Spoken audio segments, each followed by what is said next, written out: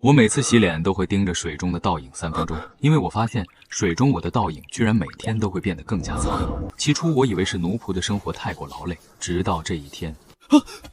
我才18岁，怎么这水中的倒影是80岁的白发老头啊？不对，这老头眉心有东西。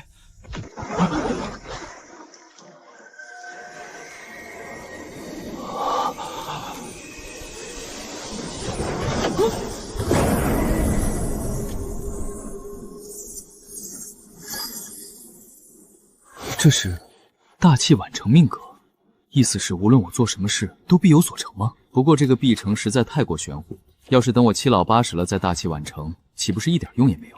等等，既然有命格这种玄之又玄的东西，那么这世上是不是还有传说中的仙人？仙人寿元数百年起步，那我的大器晚成命格就不是鸡肋，而是至宝了。只是我现在只是大户李家中的一个养马的普通马官，如何习得仙家功法？至于整个庆丰府，虽然没有开山收徒的仙人，却有开馆收徒的武道武者，其中武功秘法更是不乏有延寿的养生功。在大器晚成的命格加持下，只要我坚持修炼，寿元长了，相信日后求仙闻道的机会才更大。不过养生功也不是随手可得，看来要找二姑帮忙了。二姑是黄老爷的偏房，黄宅固有武师当做护院，家里说不定有养生功。哎，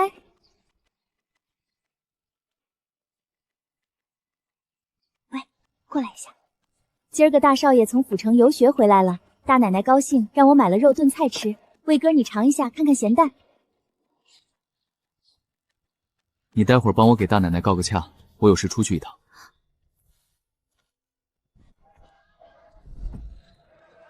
买盒好的。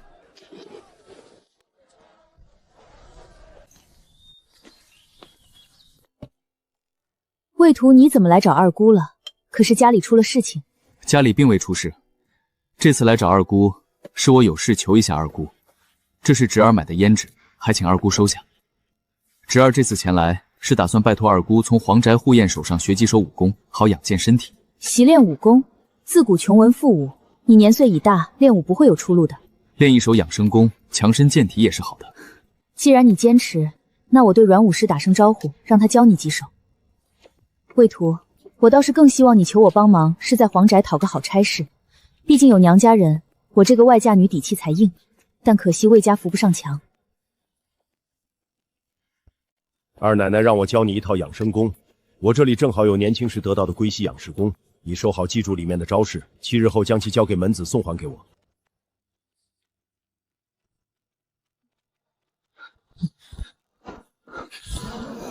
一般功法很难练到大成，没想到我竟然能100%成功。而且在龟息养士功的宣言上记载，养神功成可入感气之境。虽然不清楚感气之境如何，不过能出现在养气功的序言内，说明这个境界必然不凡。5年时间并不漫长，我如今只是18岁，再过5年时间也仅仅23岁，足够我检验这境界的奥秘了。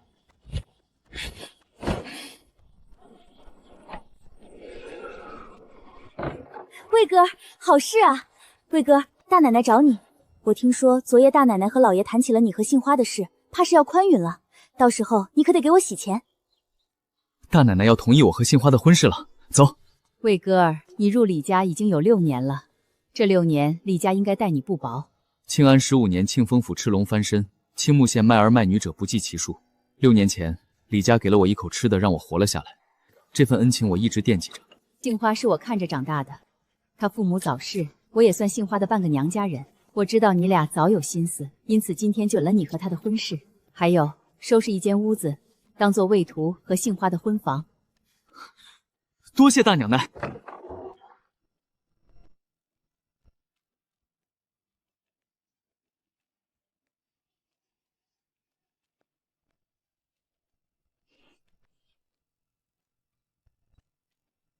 魏哥哥，再过几天咱俩给大奶奶告几天假，回你家看看，成婚也要通知一下咱爹。还有像李家租地种粮的事情，这房子总归是李家暂借给咱的，还是攒钱在李宅附近买一间房为好。听你的。这样过上5、6年，盘下一间房子不是难事。等有了孩子，再让他去私塾读书，读书好了便供给他考功名，一般就让他做个账房先生。请假探亲的事情允了，至于租田，等你和魏图回乡探完亲后再说。你卖了身，除非赎回身契，否则一个家奴按照规矩是入不了祠堂拜祖先的，包括你媳妇儿。唉，爹对不住你。我知道了，我赶明儿就离开，不让乡里人瞧见。魏哥哥，我是不是被你爹嫌弃了？我叫他爹，他都没吭声。还有祠堂，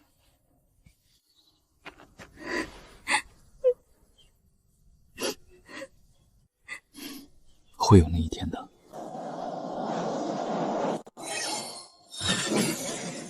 养生功小成了，能单臂举起200斤的石锁，我已有资格去参加武举考试了。不过武举考核除了举石之外，还有舞刀、拉硬功、马步射、兵策这几门。先积攒银钱，想办法先脱奴籍。奴籍可没法参加武举考核。至于脱离奴籍，需要用足够的赎身银从主家那里赎买身契。在李宅这么多年，人吃马眼，又学了养马技艺，想要赎买我的身契，市价至少在10两银子以上。爹当年卖我时，才得了5钱的银以及2斗麦子。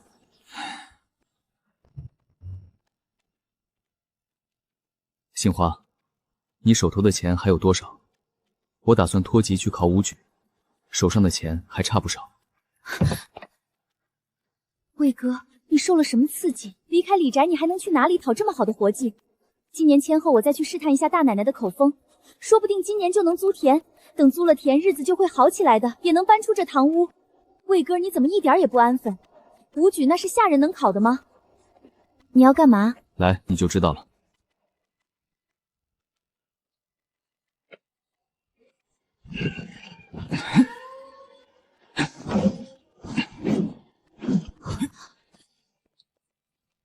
魏哥儿，你真有考武举的打算？只要练好弓射，去武举考个武秀才应该没多大问题。我私房钱有3两7钱，这是这么多年的工钱，还有宅里平日的赏赐。我手上加上我爹给我的钱，算下来有个3两。赎身我估摸要10两，还差3两3钱。3两3，要是能说服大奶奶租下个3、4亩地，去掉租子能赚个5、6钱，再找彩霞他们借点儿，缺额应该不会太大。实在不行，我先调用宅子里一笔钱。不可，身为奴仆，贪墨几口吃的也就算了，若动了歪心思，就算被打死，衙门也不过罚主家一笔银钱。要是你成了，我就是做什么也行。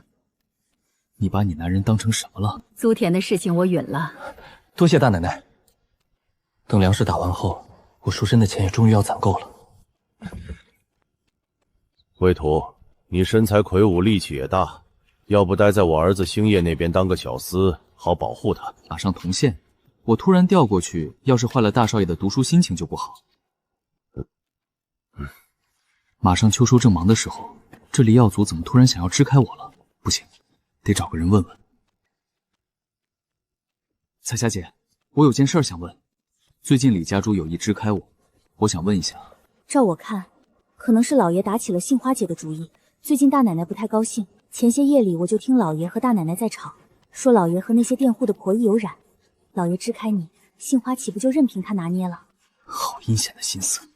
早就听说厉耀祖为人不正，因为大奶奶之家严谨才起家的，没想到主意打到我的头上来了。彩霞姐，这次多谢你了。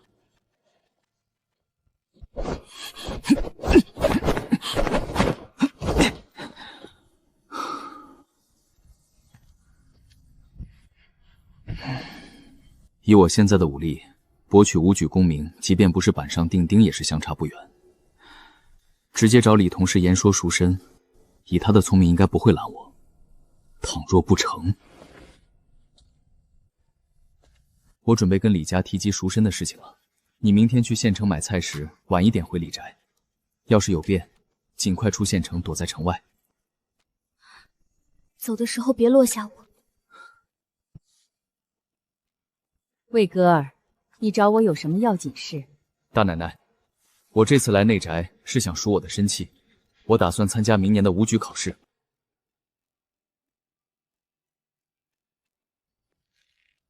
魏哥儿，你入李家有一些年复了，李家应该待你不薄。李宅对我有活命之恩，那可是工钱不够。大奶奶，我刚才说了，我打算赎身去参加明年的武举考试。为什么想要去考武举？考武举可不容易。大奶奶不知，魏图早在2年以前便从我二姑那里讨了一本养生功，2年练习后，气力增大了许多，已达到了参加武举考试的要求。魏红，你的身气我一个人做不了主，得和老爷商量。不过你放心，老爷向来开明，你心向武举，李家英不会挡你前途。彩霞，去请老爷过来。是。赎身？可带了足够的银钱？家资匮乏，还请老爷和大娘娘开恩酌情减免一些。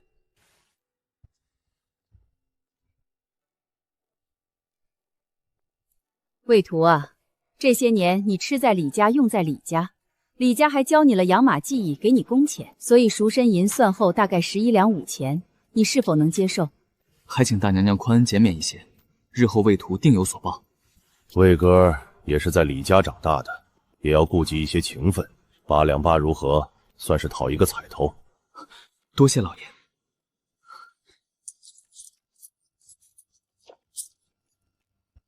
看来你是有备而来了，这是你的身契和证明的书信，方才老爷在内厅时已经写完了。多谢老爷，多谢夫人。今天的晌午饭怎么还没有端上来？这都过了午时了。因为杏花早上出去买菜，到现在还没回来。应该是我想多了吧。我出去一趟。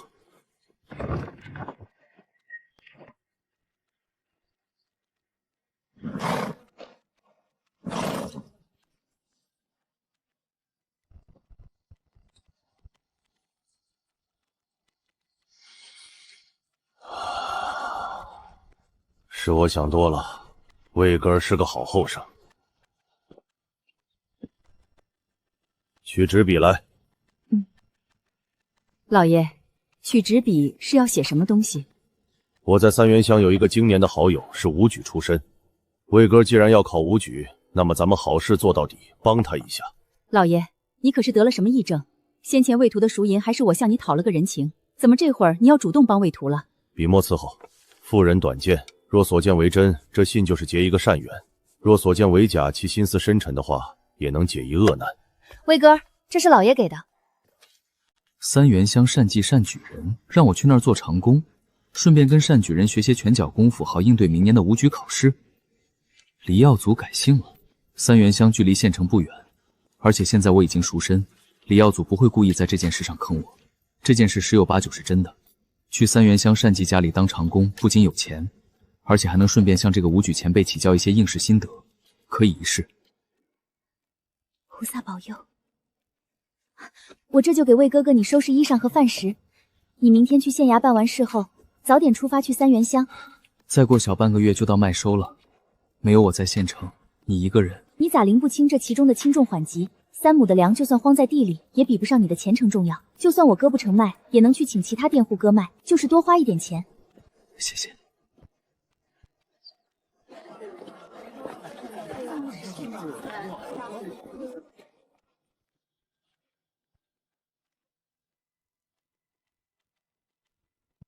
何事？托奴疾。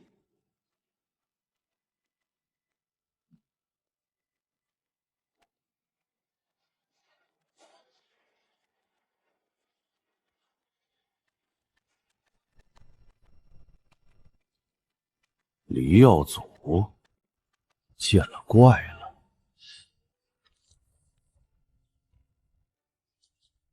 进来。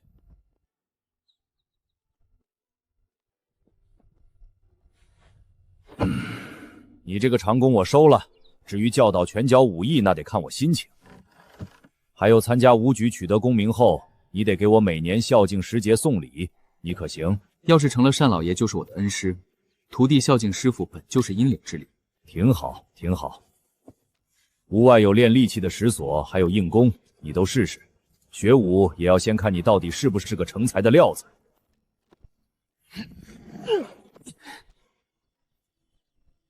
弓射我并不擅长，无妨，射术不行可以学。此外，你学过什么拳脚刀法？只有龟息养琴功。养琴功那是什么玩意儿？算了，先熬活做长工，你要是表现好了，我教你几烙拳法。我姓高，你称呼我为三奶奶就行。跟我过来，我给你安排住处。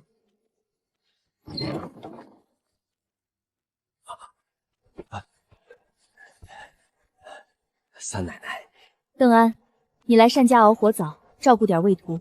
今年长工就招你们2个，再过几天就是麦收，这些天养点精神，到时候不要耍滑。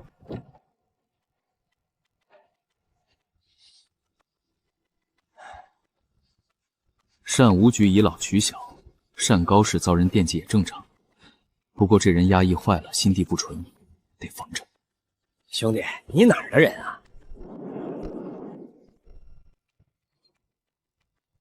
按大器晚成命格的说法，养生宫的要求是1日久练5年必成，但我不能松懈，不能止步1日久练，而是要1日10几练。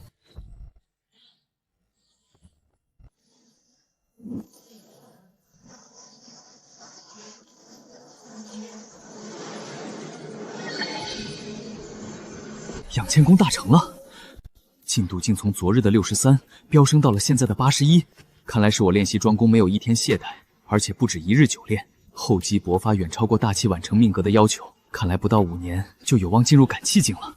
魏图，你去清一下厕所。魏图，你去把马喂了，再炸一捆草。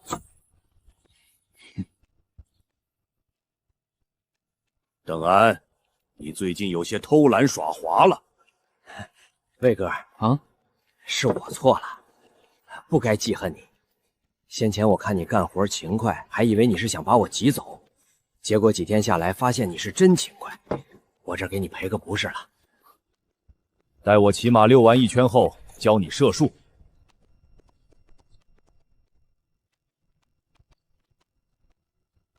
武举考核共有3项与射术有关，分别是拉硬弓、马射、步射。跟我来，去演武场。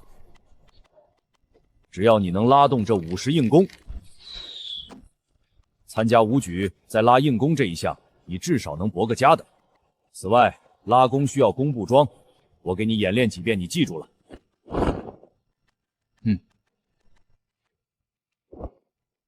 这桩功竟和我年轻时不相上下。魏图，你以前可曾还练过什么拳脚功夫？你可知道偷学别派武学乃是大忌？单老爷误会了，我只练过龟息养气功，只是这养气功我练得久练得勤才有这效果。要是您不信的话，我现在就演示一番。仅仅一套养生功，日夜演练之下，竟能达到如此效果，真是奇才。今日之后，你就是我弟子了，不必再去前院当长工了。晒粮喂马的事儿交给邓安吧，去准备敬师茶，顺便炒几道菜。我今天收个徒弟，奉上这一碗茶，你就是我徒弟了。我教你拳脚功夫，你得给我养老送终，照拂后人，明白吗？弟子知道。好，奉上敬师茶，这师徒大礼就算成了。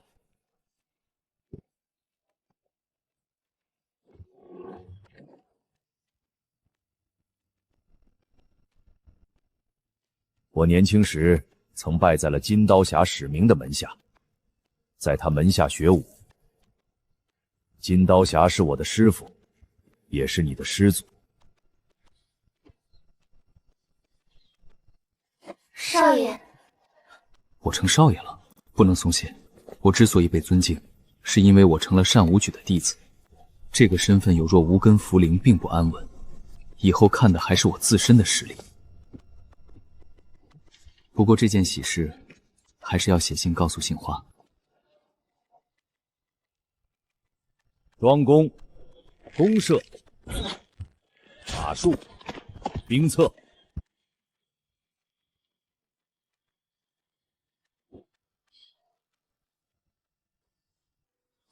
魏哥，我在家里等你回来。这几粒银豆子，你拿去在当地买点拜师礼，送给单武举，也是一片心意。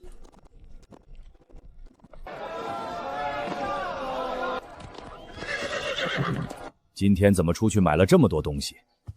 师傅，这是我内人的想法，让我补上拜师礼。娶妻娶贤，你这个媳妇不错。要是你师母回来听了你这一番话，肯定会稀罕你。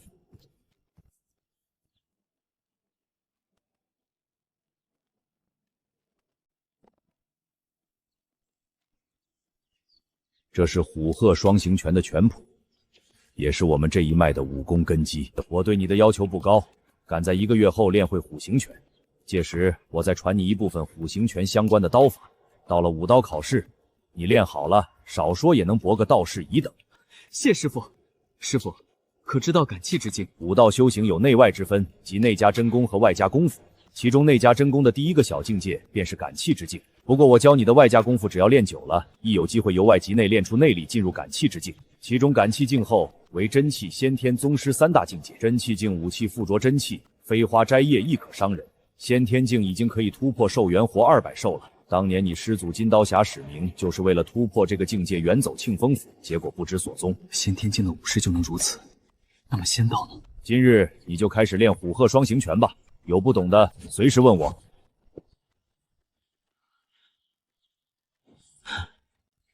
比归西养生功大成短了2年，应该是养生功大成后有了武学根基。从今日起，公社也不能懈怠。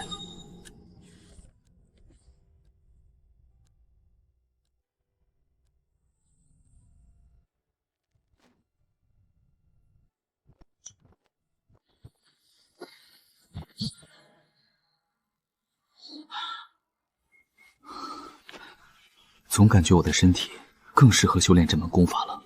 我明白了，这股暖流来自我的大器晚成命格。命格虽不会让我一步登天，但只要我坚韧不拔练习相应的功法，命格便会流出这股暖流，改造我的身体。也就是说，其实我并没有资质这么一说，也没有相应的修炼门槛，因为我的资质并不固定。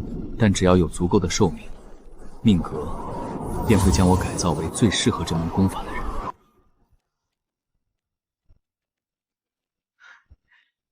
严公哥，听说魏哥不久后要去参加武举，等去府城时候可以借宿在我家里。谢谢严公哥。不客气，随我进去见母亲吧。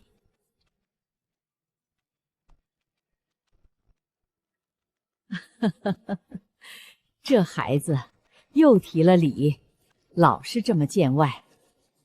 这是你的压岁钱。多谢师母。怎么还没见妖女来？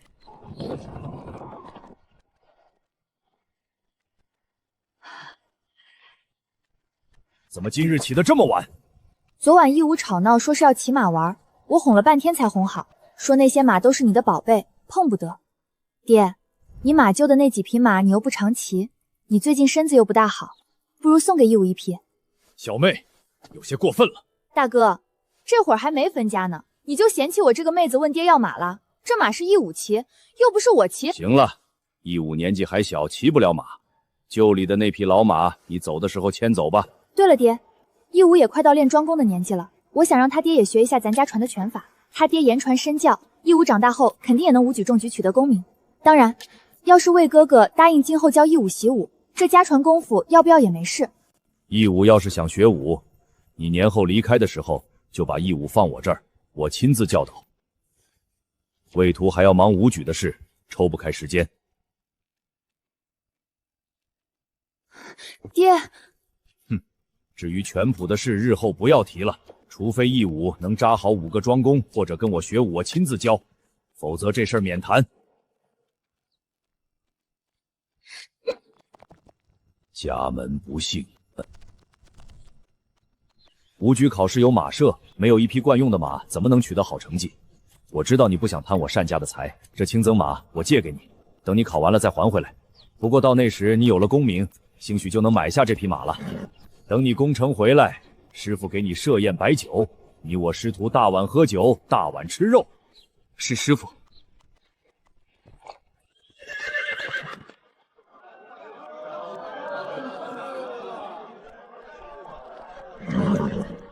这几天文举客栈都没空房间了，只能看看能不能在李家暂时借住几晚。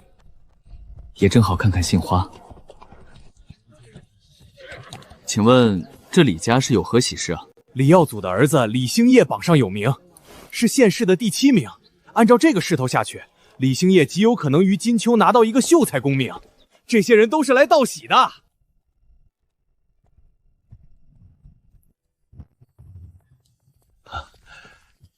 借宿的事儿，彩霞告诉我了，这是小事。你到底是我李家出来的人，答应你了。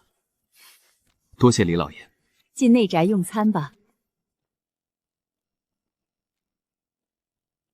魏兄，我回家少些，便从我爹那里听了魏兄处避世却仍存大志的奇闻，对魏兄也是钦佩。这次县试以魏兄的武艺，定也能在武举中大放光彩。届时你我同去府城，也好有个照应。师父长子在府城办有学栓，离开单家的时候，严公哥已让我去府试时去他那里借宿，就不再叨扰星夜兄了。是我鲁莽了。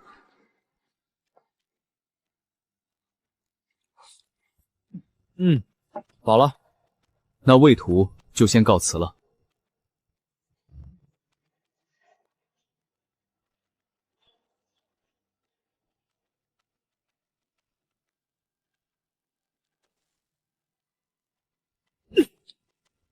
我看得起你这个下人，请你同行，你居然拒绝我，真是不识好歹。杏花，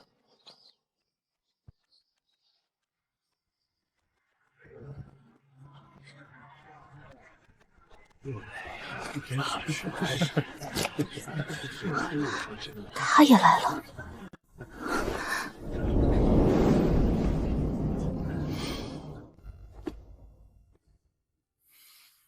第一场举石，丙队入列。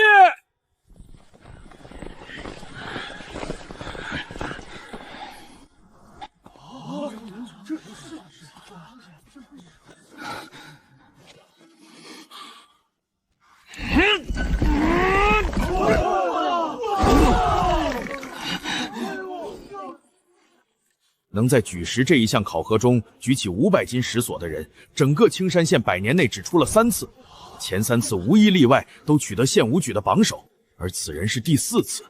难道说今年武举夺冠的魁首的就是此人？很难，此人衣着寒酸，一看便是寒士出身，而接下来的马射又或是兵策，都需要砸钱请人教学。此人虽然空有力气，但碍于财力，估计会与马射、兵策2科失利，从而落榜。丙13魏图举石甲上。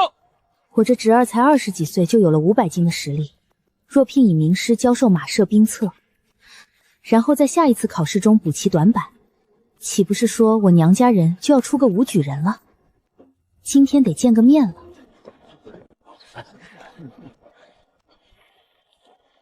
考核完后，先在广场等一会儿，不要走，最好能去皇宅坐坐。二姑魏红。第2项考核，舞刀开始了。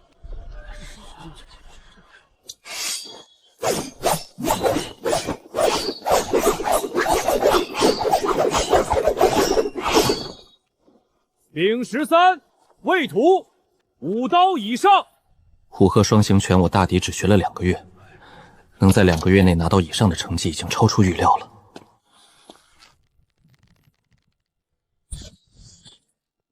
魏图40硬弓，射箭甲中。魏哥，这是你姑父，你叫一声，待会儿你再去皇宅坐坐，我和你姑父给你庆喜。毕竟这县城内我是你唯一的亲人了。姑父，我每一科的成绩都不如他，哪怕是他最差的武刀。早知今日，我当时就应该收他这个记名弟子，教他几手，也好结个善缘。总之还是认个栽，再找个机会道个歉吧。清河，3年会魏阁给我送的礼在哪儿？我要看看。二奶奶，可是这个？就是这个，竟是经验值，普通奴仆也要2月工钱才能买到。过去我对魏图未免太过刻薄了一些。魏哥儿，你既然认了我这个姑父，可是想拜托姑父聘请名师学习武学兵策，好在今后考试中补足自己的不足啊。无需皇宅令聘，我有师傅教导。也是，你一身武艺，要是没有师傅教导，也练不出来。不过应不是什么名师。魏某的师傅自是名师，还望姑父慎言。魏某师傅乃是3元乡单武举，单师傅应是名师。原来魏哥8儿拜的是单武举，姑父猜错了，差点好心办了坏事。你侄儿不满30举世500斤，又是武举弟子，我看成为下一个武举也不远了。袁山，快见过你表哥。表哥，你这孩子，二姑，袁山还小，随他吧。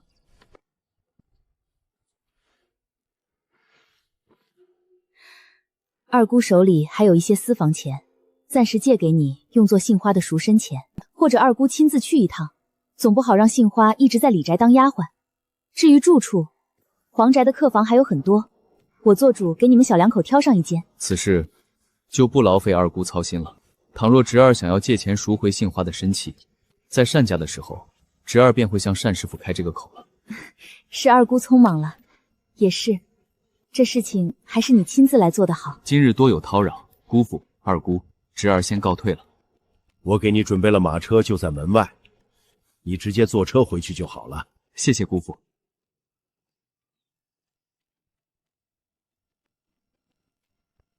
魏武师请留步。当年阮某对求学的魏武师多有轻蔑，事后阮某也时常自责，是我有眼不识泰山，还望魏武师大人不计小人过。此事魏某并不在意。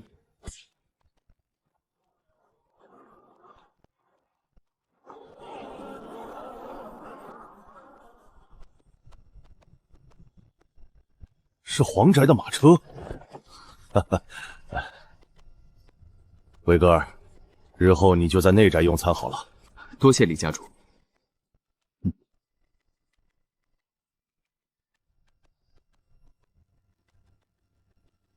父亲，你留那魏屠在咱家吃完，那日后便给我单独布置晚饭。他碰过的菜，我怎能再碰二字？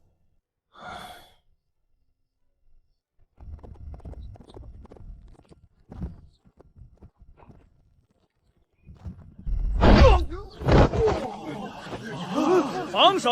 此人出身寒士，却取得了如此成绩，什么来头？前晚散场的时候，我看到皇兄与偏方去见了这魏屠，莫非这魏屠和皇兄有救？他是我偏房侄儿，虽然不是皇家人，但他的身份是三元乡山武举的弟子。哦，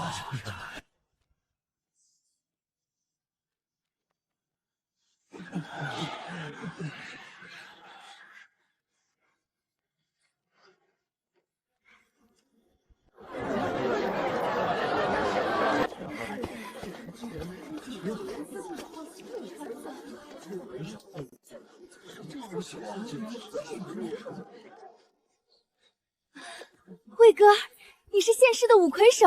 等道士结束了，中了功名，任官后有了银钱，我就回李宅赎你。魏哥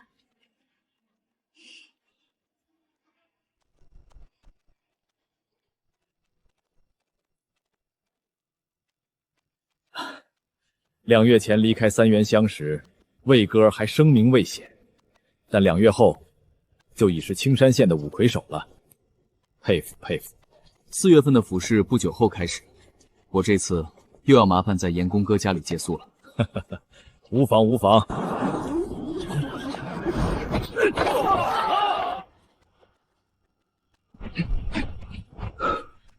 可惜养生宫迟迟不能圆满进入感气之境，不然府试比试少说也能夺个府试五魁首。至于接下来的道士还有定中尉的乡试，只考道士即可。乡试排名关系到地方武官的任职，机会只有一次，我实力短时间难有提升，下次再考也罢。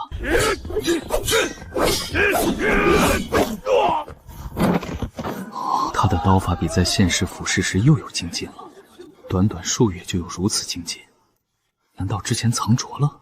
今年参加武举的武师比前几届的水平又强上了不少。不过我听说上次道士选出的几名武秀才没有被任官，而是进了武运楼，成了武运楼的入室弟子。自古以来侠以武犯禁，你可知道对方底细？下官不知。不过下官倒是有个办法，能打探到一点这武运楼的情报。既然这武运楼喜欢邀请历届的武秀才加入他们门派，那么干脆用重力诱惑资质不错的武秀才加入武运楼，为我们打听情报如何？魏哥，有府里的衙役和吏员过来了，在客厅候着，要带你去府衙。不是召集我一个人，那看来没什么大事。魏图，你知不知道为什么何知府叫我们过来？不知道。此次本官找众位贤才齐聚府衙，乃是有一件事相商。最近江湖上出了个名叫五运楼的门派，喜欢收纳参加道士的武秀才，成为其门下弟子，简直是破坏朝廷根基。想来你们也猜到了，本官已与府台大人商议过了，你们要是愿意加入五运楼成为卧底，待铲除五运楼后，有功之人酌情赏赐，无功之人亦连升3级，赐100亩良田，并且府台大人也愿拿出一本能突破先天境界的内功心法，作为对诸位的嘉奖。此行好处看似诱惑，但风险极大，而且人多眼杂，难保不会出叛徒，太危险了，不能去。何知府，这件事不知我等能否拒绝？当然可以。若去五运楼，除了这些赏赐之外，本官也愿加赏100金，并让本官嫡女下嫁。傅武师，可还坚持刚才的想法？魏某也是一样。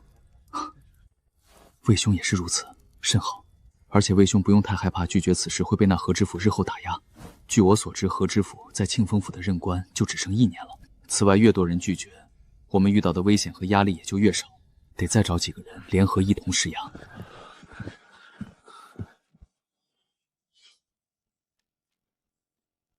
4个人已经不少了，现在何知府在奖赏上加码，要是有武士再不识趣仍拒绝这个任务，怕是要被打压。因此我们4人出府衙后，不如共结兄弟，到时候谁有难了，一起相帮如何？好，出去后共结兄弟。何知府，我等4人天生粗笨，并不适合前往五运楼卧底，请恕我等恕难从命。傅志洲，适才本官说了，想要退出，本官自不会食言。不过傅志洲与你们3人不同，他叔父是7品官，今日即使他放弃这个升官的机会，明日也能得到自己叔父的栽培。但你们3人呢？我背后没有傅家和傅志洲的7品武官叔父，但寇某粗笨，恐误了知府大人的计划，还请知府大人恕罪。在下身份极微，未参加武举之前不过一介马夫，如今再是底层武官，想来也比我原先的生活要好很多，所以在下依旧想要退出。俺也一样。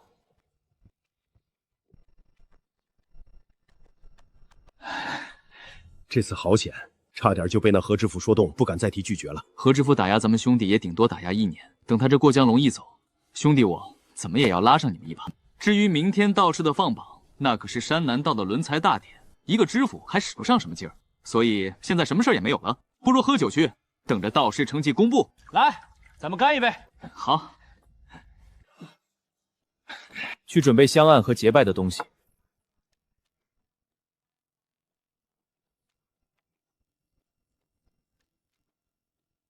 我等4人今日在此结拜，皇天在上，后土为证。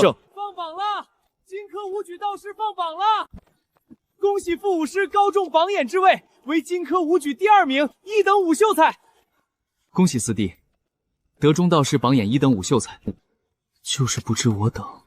客官勿慌，我还没说完呢。魏图魏武师荆轲武举第12名，为2等武秀才。寇良荆轲武举17费为2等武秀才，韦飞荆轲武举34名为3等武秀才。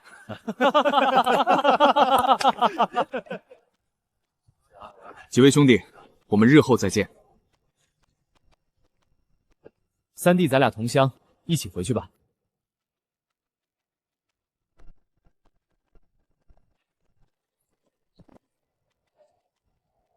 魏哥，你这次在道士上有没有榜次？道士排名第12，2等武秀才。魏老爷，叫我魏哥就行了，咱们都是从小认识到大的。魏哥，这次大少爷去参加道士落榜了，今早刚回来，你待会儿去内宅尽量不要提这件事。难怪李家门庭冷清了不少，原来是李星夜落榜了。多谢春兰妹子提醒。老爷夫人，魏哥来了。魏哥从府城回来，可是要在我李家暂时借宿几日，此事自无不可。本来打算商量杏花赎身事的，不过李耀祖夫妇此刻正是失落的时候，还是另择合适时机吧。谢李家主宽允，魏某就不打扰二位休息了。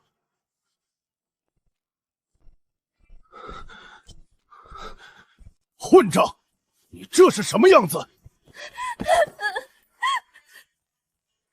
彩霞，事已发生，我再是苛责星夜也是于事无补。你提要求，我酌情考虑答应你。除了星夜的正妻之位不能给你外，其他的我都会考虑，只求此事不要外传。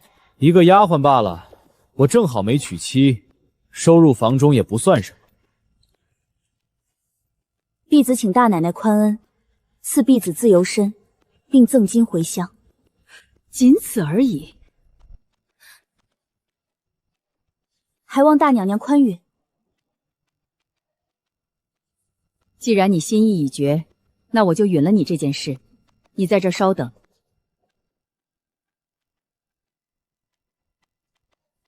这2镫银子，每一镫都是足额的5两，总共10两银子，你收好了。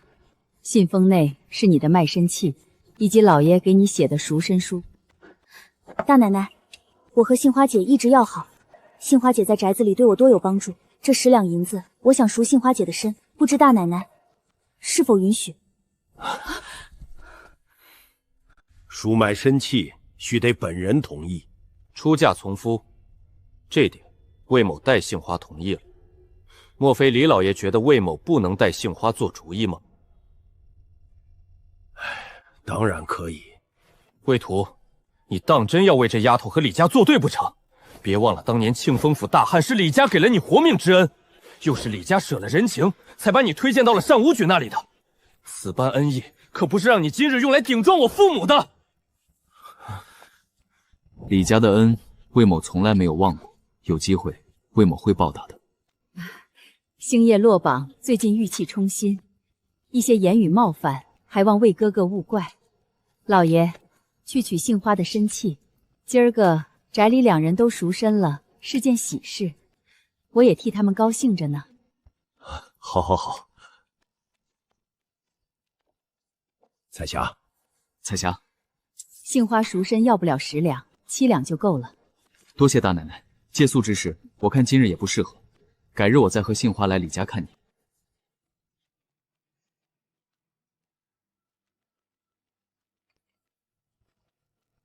春兰，刚才看的是咽进肚子里，不准往外说，不然家法伺候。婢子明白，只是婢子有句话不知道该说不该说。什么话？魏哥儿他今年倒是有评中了榜，是2等5秀才。彩霞，你今后有何打算？你和魏哥儿一样，都是家贫被迫卖到了李宅，现在自由身还可回到家里。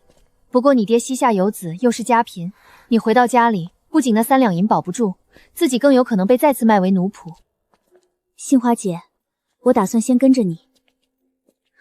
魏哥上任为官后，应该能认识几个不错的男人，到时候我想嫁人，成家立业，你对我有恩，当然可以，刚好也可以和我为伴。托奴吉。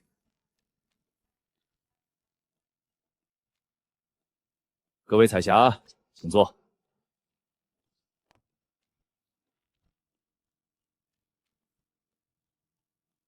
不知府里下发的荆轲5秀才文牒是否到了县衙？你荆轲倒是中榜了。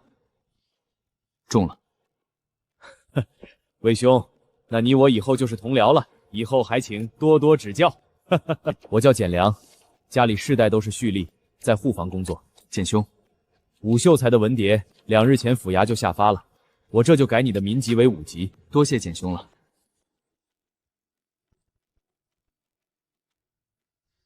以后这院子就是你的了。不知县衙的5秀才任命何时能到来？魏公子，你的信。三哥，最近五运楼的长老找上了我，开出重礼邀请我加入五运楼，但被我断然拒绝。此事背后暗流涌动，千万要顶住诱惑，不要加入其中。手鼠两短，必遭殃祸。五运楼开价再高，我也会断然拒绝。三弟，改换5级至今已经过去了7、8日时间，你是不是也还没有收到县衙的任命评书？你我不如拿上礼物去找简良打听一番，如何？按照往年，魏兄是2等武秀才，应授予押司一职，算个好差事；而韦兄是3等武秀才，也能得到一个赏功罚罪的军使。但现在这任命迟迟不来，应该是2位在府城得罪了什么大人物了吧？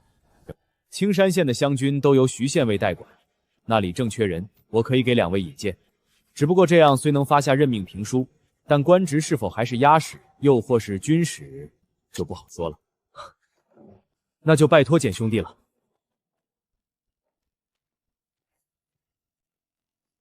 职位竟然是3等武秀才的督军使，官职下降了1等。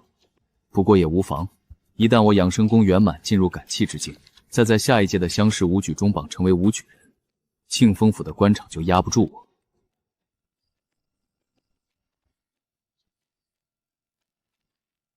督军使，魏哥，你终于出人头地了。是啊，出人头地了。三弟，这次我可惨了，只得了一个都教头的官职。这个职位每3日就要教都内兵卒演武练操1次，不仅麻烦心累，地位还不高。我现在就得等四弟高升后提携我。走，进屋喝酒。路上小心，我在家里等你回来。我知道了。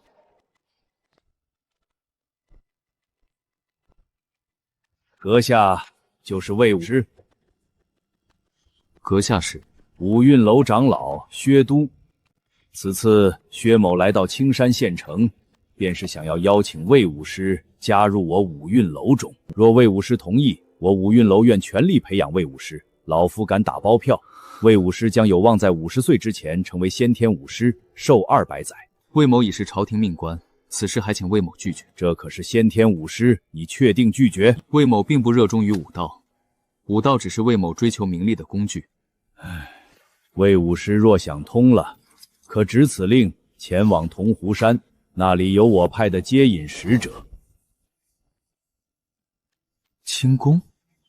而且此人自己都一大把年纪了，还没入先天之境，怎会又让我们这些后加入的弟子轻易到达先天武师之境？这东西也不能留在身上。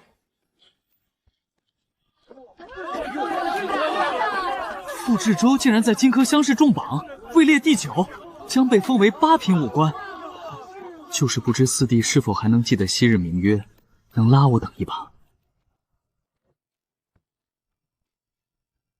这次妖女没来，连带着外孙也没带来，估计还是受了去年的气。严公啊，你得抓紧呐！什么时候也让我抱个孙子？我们什么时候也要个大胖小子？不急，先天武师除了会审讯人的精神秘法外，也能帮助未出生的胎儿易经洗魔，提高体质。到达先天武师后，再思考子嗣的问题也不迟。几位兄弟，还请府城宣和楼聚会，重叙旧情。此外，何知府马上就要到了要调任的时间，后续如何也好共同商议。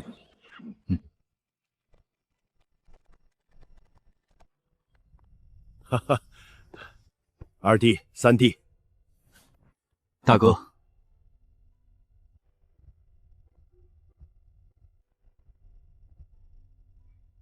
四弟呢？大哥、二哥、三哥，有劳三位义兄久等了。小弟因为领了差事，所以近日以来一直都在巡抚府。为了保密，小弟也不敢派人送信，所以还望三位义兄海涵。差事？既然大哥询问，那我这个做四弟的就直言了，只是希望三位义兄知道后不要外传，而且此事与三位义兄前程息息相关，若不知此情报，日后涉及难免无措。去年何知府派卧底去武运楼，只是一招明棋，真正的暗棋王巡抚早已布下，就等待武运楼犯下罪证收网。这是我等的立功机会，若回到县城勤练兵卒，说不定能博得一个加官进官的机会。战事既是机遇，也是危机。提前知道这条情报，于我也算是一桩好事。提前备好金甲，在战场上说不定能救自己一命。多谢四弟了，多谢四弟了，多谢四弟了。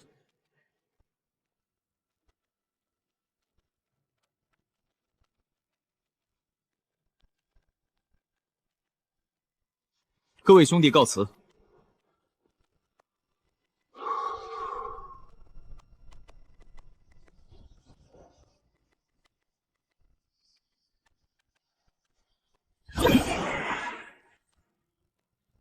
成了！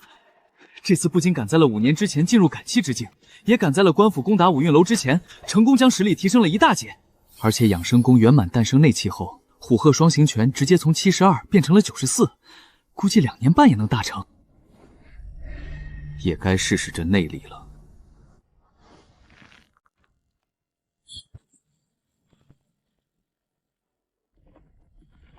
这就是江湖人传言的隔空掌力。现在县衙还没收到剿灭五运楼的军令，还有时间，先去一趟三元乡，找师傅说明此时的境界。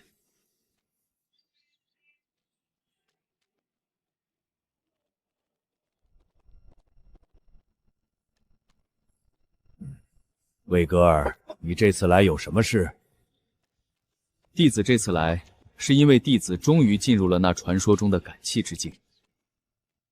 赶气之境，当真？师傅，请看。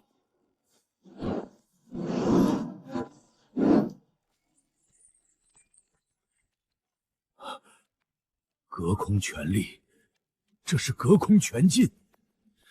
这隔空拳劲，我只见你师祖当年打过，时隔39年，没想到在你身上竟又看到了。你来的意图我大体也猜到了，是想问为师下一步的武道该如何修行吧？师傅慧眼，你师祖当年远去，确实给为师留了一本秘籍，能修炼外练武师诞生的内气。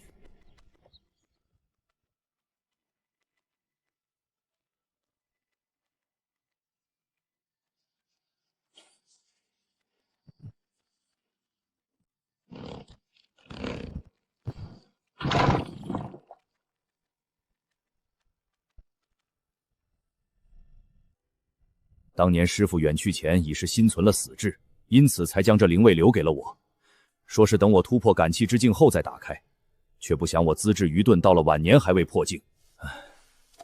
你将这炼髓经收好后，切记不要轻易示人。师傅，你不打算看一看这秘籍的内容吗？没有练出内气，看这炼髓经不过是徒增烦恼罢了。今后单家若有人练武进入赶气之境，我定会如师傅今日这般，将这炼髓经传给单家，绝不私藏。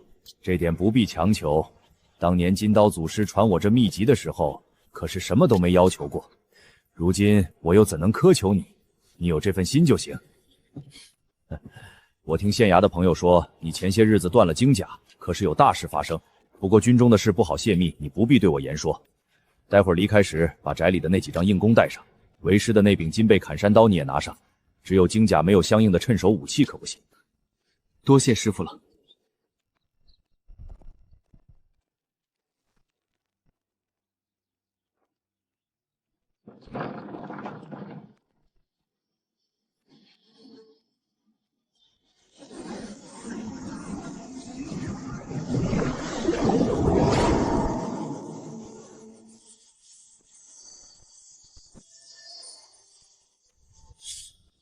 计划赶不上变化，一日15练30年继承，也就是说，大概30年时间我才能成为先天武师。到时候都50多了，看来我与杏花的子嗣得提前提上日程了。紧急军令，命所征调的军卒在半日内开拔，不得有误，为期当斩。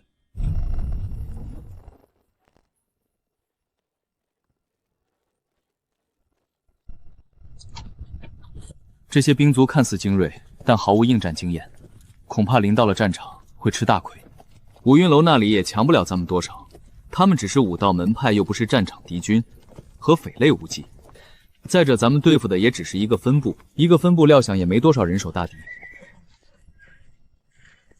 熄掉火把，原地休整，一炷香后，全军进发。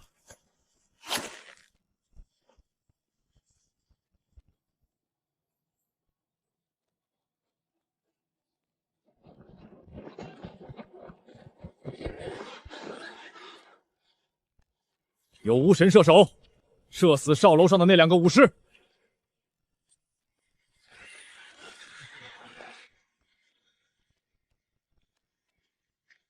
卑职愿往。好，有请魏军使。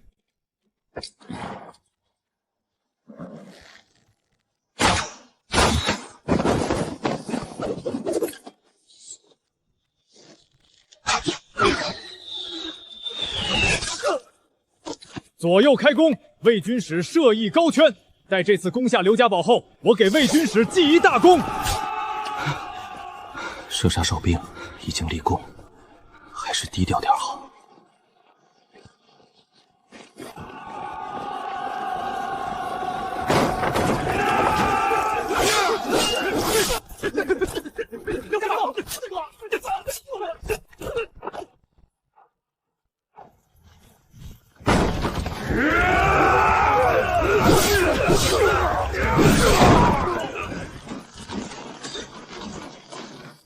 朝廷真是越来越不行了，暗夜袭杀有违正道。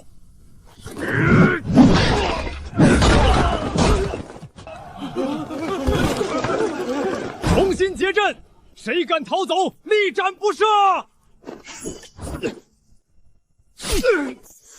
刚才奋力解决30-40名带甲迟钝兵卒，耗费了近半体力，本想着起到震慑作用，不料官兵的主官并非庸才，反倒稳定了军心。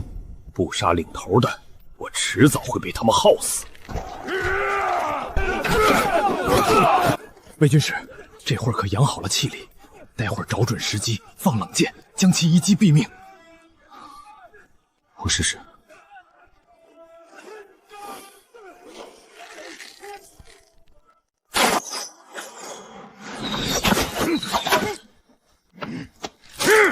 好一个神箭手，看我铁锤！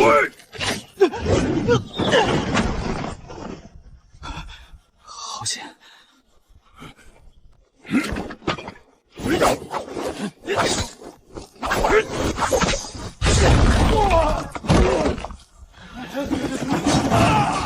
乘胜追击，不能留下五云楼残党。损伤72人，斩杀五云楼武师113人，也算大胜。传我军令，暂时驻扎刘家堡，继续搜捕五云楼余孽。三弟，我来找你喝酒了。这次我从那铁锤巨汉身上还掏出了一本秘册，咱俩是结义兄弟，这秘册你我共学。可是那大汉练的什么横练功夫？我看了几眼，只觉得在看天书，一点也没看明白。灵力运灵，五元灵体，莫非这是传说中的仙道功法？不过这里面只讲述了如何凝聚后土体这一种五元灵体，其余的4种并未涉及，包括对五元灵体的应用亦是没有。仙家功法，三弟你确定？应该没错。我练出内气后所练的内气真功与之差异极大，应是仙法。内气真功，三弟，你进入了感气之境，成为了内气高手了。三弟，你瞒我好苦啊！非是我瞒着二哥，而是我突破也才1月的时间，再加之师门有训。放心，我懂。木秀于林，风必摧之。你20多岁进入感气之境，要是泄露出去，不知将有多少麻烦。我会给你保密的。不过此法，三弟你说，咱们真有机会修炼成为那传说中的仙人？难说。不过四弟这次奉命去剿灭五运楼总部，说不定知道一些关于五元玉灵体的秘密，所以我建议可将这功法也借给大哥四弟一观，或许能从他们口中知道些什么。大哥、四弟虽是结拜兄弟，但而其余2人见面不多，也不怎么熟悉。我再考虑考虑，过几天后再行决断。就依你所言。五运楼余孽已肃清，今日拔寨回城。五运楼总部分部全被剿灭一空。大哥寇良来信，约我4兄弟于宣祥楼重聚。三弟，我想明白了。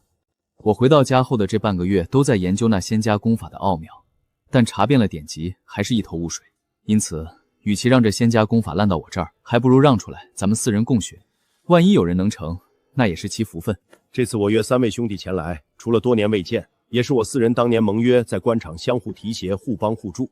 这次铲除五运楼后，刚好我几人官职都会有相应升迁，因此应该商议该选何官职为好，以便能让我4人可以以以为援。我这次剿灭五运楼总部有功，应会派遣到地方县衙担任都头。我会尽量调到几位兄弟附近。几位兄弟又有何打算？前些日子，我突破到了感气境，诞生了内力，因此打算应考荆轲的乡试，在乡试中博一个功名，再行封官。内力，三哥既然到达了感气境，那么于荆轲取得襄武举前10应是不难。到那时，三哥所封之官就在8品与我一样，我正好可以给三哥说一些关于襄武举的经验。这些等宴后再谈，现在还有更重要的事。这次我和三弟前往四阳镇剿灭五运楼分部时，从一个五运楼武师的身上搜出来了一本功法。按三弟猜测，这本功法极有可能是传说中的仙家功法。不过此法晦涩难懂，因此我和三弟商量，打算你我兄弟4人共学此法，一人有成再去帮助另外3人。此外，仙家功法太过珍贵，所以希望几位兄弟看到这仙家功法后绝不外传。我傅家亦有祖传的内家真功，这本功法确实不同，有可能真是仙家功法。这本仙家功法得自五运楼分部的武师谢庆，看内容似乎只是一部分。四弟参与了五运楼总部平乱，可曾了解一些内幕？五运楼中确实还有一位副运主，2个长老姓谢，几人很可能同出一族，但可惜几人已经身死，也无法拷问了。这次出了仙法变故，看来我们义社也要加一些新的盟约了，好同进退。盟约1，每年的6月13，4人都来宣和楼重聚一次，交流自己的修炼心得，包括并不限于仙家功法。此外，任何一人若有突破，不必等到6月13，便可立即发信通知其他人。盟约2，在尝试修炼仙家功法之余，借助自己的职位去打听仙家传说，并整理成册，互通有合。盟约3，要是4人中有一人意外身亡，但保守了秘密，余下3人必须照付其后世子嗣。此外，若后辈子嗣中有合适的人选，也可将其吸纳入义社之中，修炼仙家功法。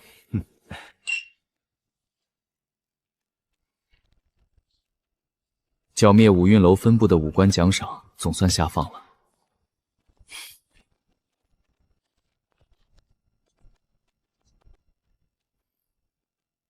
要是没有何知府打压的事情，最初我2人道士结束授官之时，便是此刻的官职了。对了，之前三弟让我帮忙张罗彩霞婚嫁的事情，还真有2个人合适，其中一个叫全顺，身家清白，做的茶汤生意的；另一个叫月景，在湘军衙门中跑腿，是个伶俐人。多谢二哥帮忙了，彩霞姐，这2人都是来相亲的，你看上哪个了，直说便是。他是全顺，身家清白，是做茶汤生意的；另一个叫月景，在湘军衙门中跑腿，也是个伶俐人。我选月景。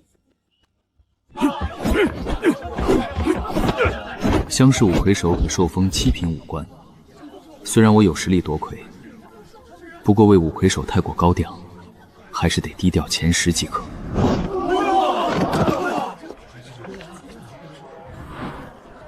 第7名，不错。8品官的府城西门守备是个好差事。上任前还是要跟上司打个招呼。先前魏兄解官前往府城参加荆轲乡试，我还以为魏兄是年少气盛，荆轲定会落败，却不料魏兄竟然高中武举第7，受封8品，这可着实让徐某羡煞了。对了，还有件事，是与魏兄有救的黎耀祖所在的李家的事。庆丰府最近这几年又有灾情，李宅中的佃户便有活不下去的，被逼为刀斧落山成了匪的人。魏兄可不要与李家牵扯太深。哦，李家与我有恩，偿还完李家的恩情后，其便与我没有瓜葛。我明白了，若有机会，徐某会帮助魏兄这个忙，还了这人情的。二哥，我去府城任职了。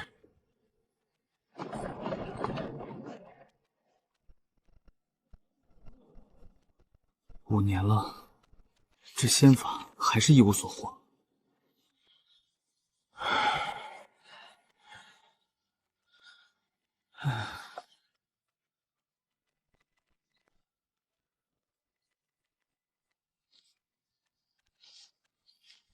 刚结束聚会，四弟就重新召集聚会。四弟，刚结束聚会没多久，你就邀请我等再次前来，难道说是仙法有所突破？没错，首先是我练出气感，突破感气境了。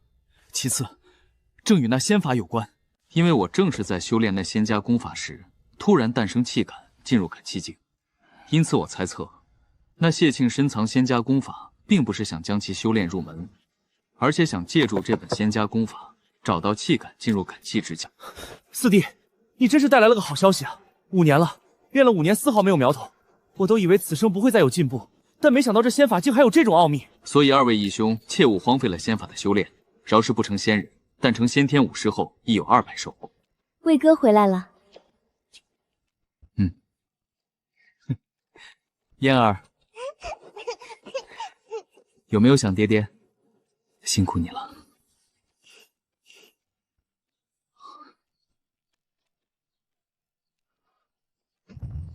恭喜魏大人，喜得贵子是个男孩。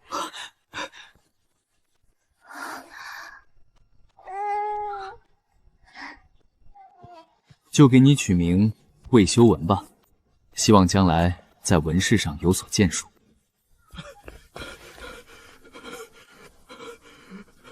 魏哥，我爹快不行了。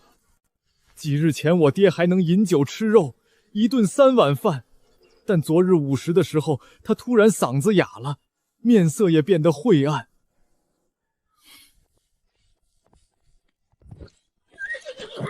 杏花，去找傅志洲，让他帮我前往巡抚衙门告个假，我去一趟3元乡。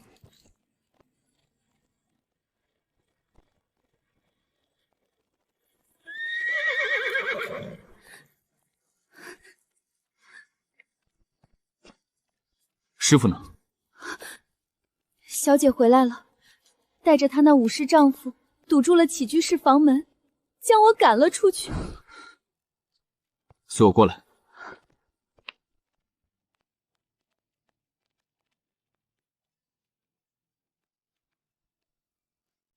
你堵在门口，是不想让我进去？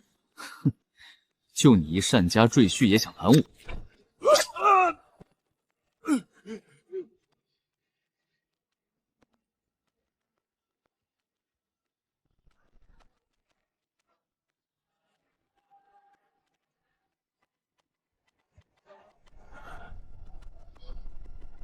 师傅可还好？父亲半个时辰前还能勉强说点话，但现在一点话也说不出口了，像是犯了痴呆一样。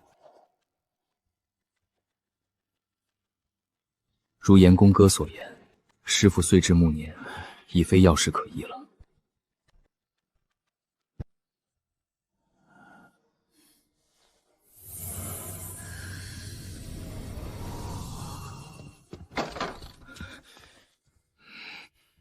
啊，魏哥，你这是？我在用内气调养师傅身体。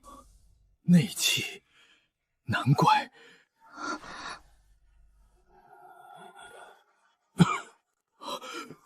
爹，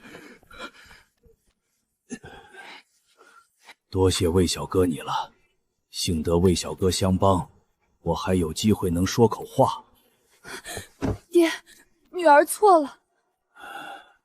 我也不骂你，是我这个当爹的没教好你。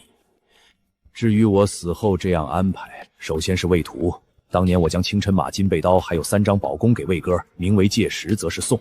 单家后人不能因为这一点去找魏哥索要财物。至于单高氏，可改嫁出门，赠金让其还乡，或让严公给他养老送终，留在单家。老爷，奴家打算离开单家。到时候选一个好人家。严公，过会儿你去给他拿50两银子。至于单家家产，严公是长子，家里的田产宅子由他一一继承。此外，账面上的银子，单严公拿30%，其余给单方。女儿答应。那就好。魏哥儿，现在撤了内气吧，我也该走了。是，师傅。爹，女儿错了，你活过来啊！你骂一句女儿，女儿心里也能好受些。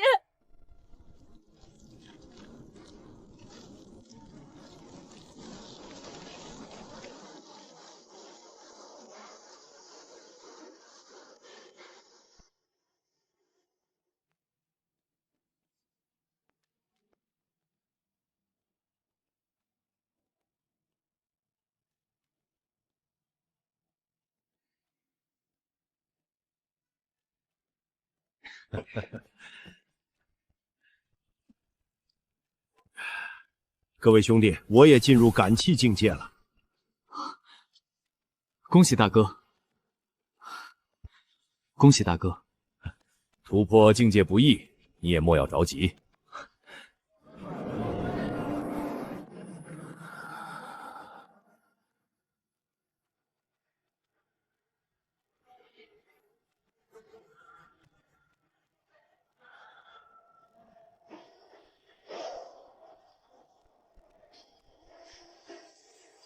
突破真气境了，这便是武道道中真气了。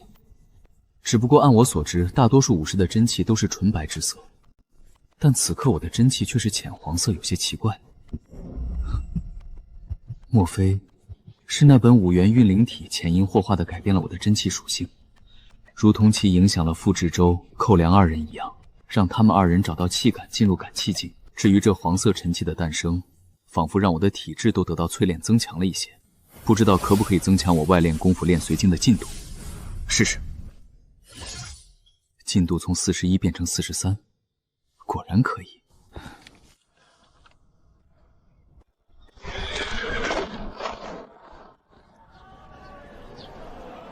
诸位兄弟，我已经突破至真气境，并且五元运灵体我又有发现，及其似乎可以改变自身真气，我将其称为后土真气。后土真气，三弟请细说。多谢三弟教导，现在越看越成仙有望啊！时间不早了，我们后会有期。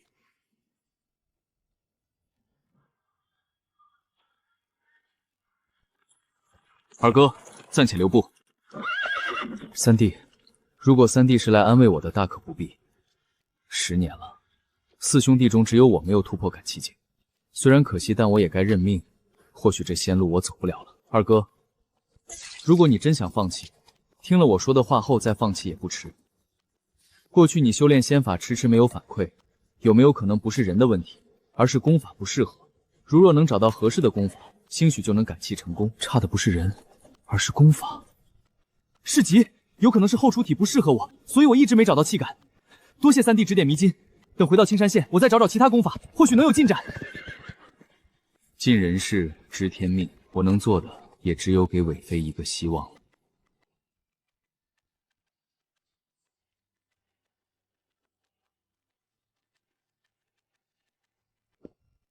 三弟，幸不辱命，我韦某人也感气成功了。二哥，你感气成功了，恭喜恭喜！这次我找到气感，这还要感谢三弟你。你说的没错，差的是功法而不是人。我这次感气成功，用的便是另一本仙家功法，另一本仙法。这是我找到的那门功法。没想到仙家功法真有体质之别。小七日功是凝聚火属性的七日体，而五元运灵体则是凝聚土属性的后通体。只是这本功法似乎太过霸道，而且小七日功还提到一种名为血石丹的丹丸，虽然能加快修炼进度，但血石丹这名字一听就邪性。我找到这功法时，盒中确实还有3枚暗红色丹丸，应该就是血石丹。在看到血石丹后，我也犹豫是否吞服，但我已经耽误太多时间，因此相继于仙途区区后患也不算什么了。不过好在吞服后我成功进入感气境，至于剩下的2颗或许对三弟也有用。不过我现在已经修了五元运灵体，真气转为了后土真气，要是服用了血石丹，我还怕属性不合误了仙途呢。二哥你自己留着便是。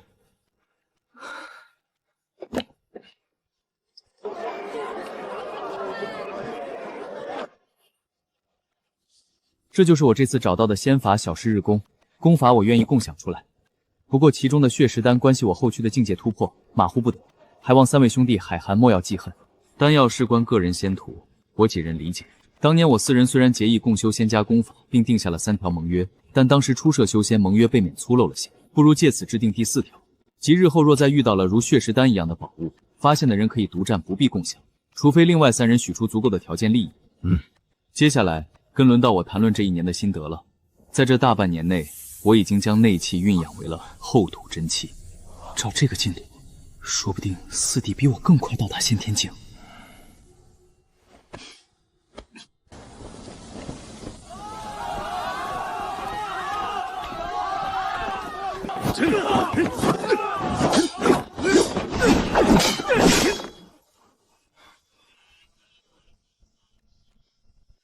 任命寇良为兵曹参军，韦飞为骁骑尉。领命。这下咱们四兄弟都在庆丰府城任职，可时常联络，相互往来了。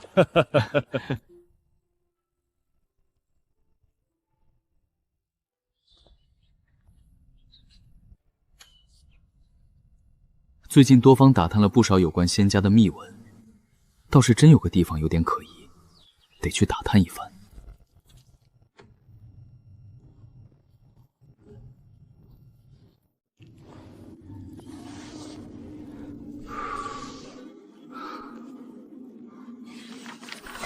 竟是制服之法。据说在洛南道的丹丘山有仙人踪迹，此山云雾笼罩，常人不能入，十分神秘。丹丘山，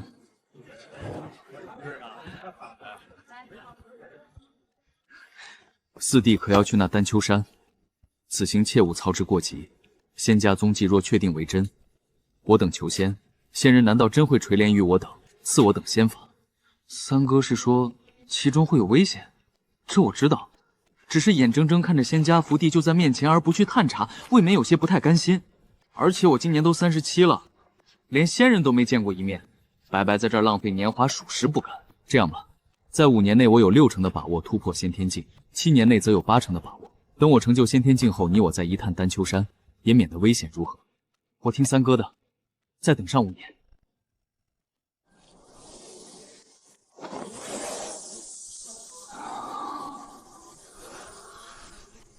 突破先天境了，这是灵气。原来仙家功法只能由先天境界的武者修炼，难怪我等4人修炼仙家功法20余年，一直未有寸进。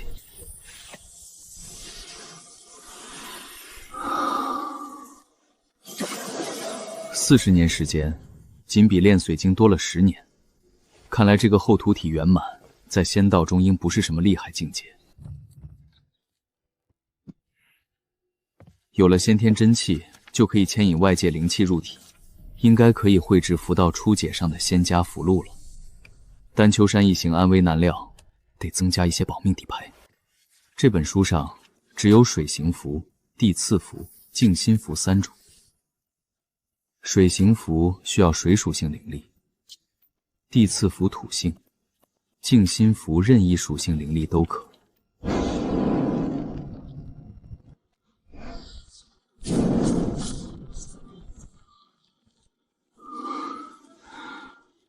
为何每次都在最后一步？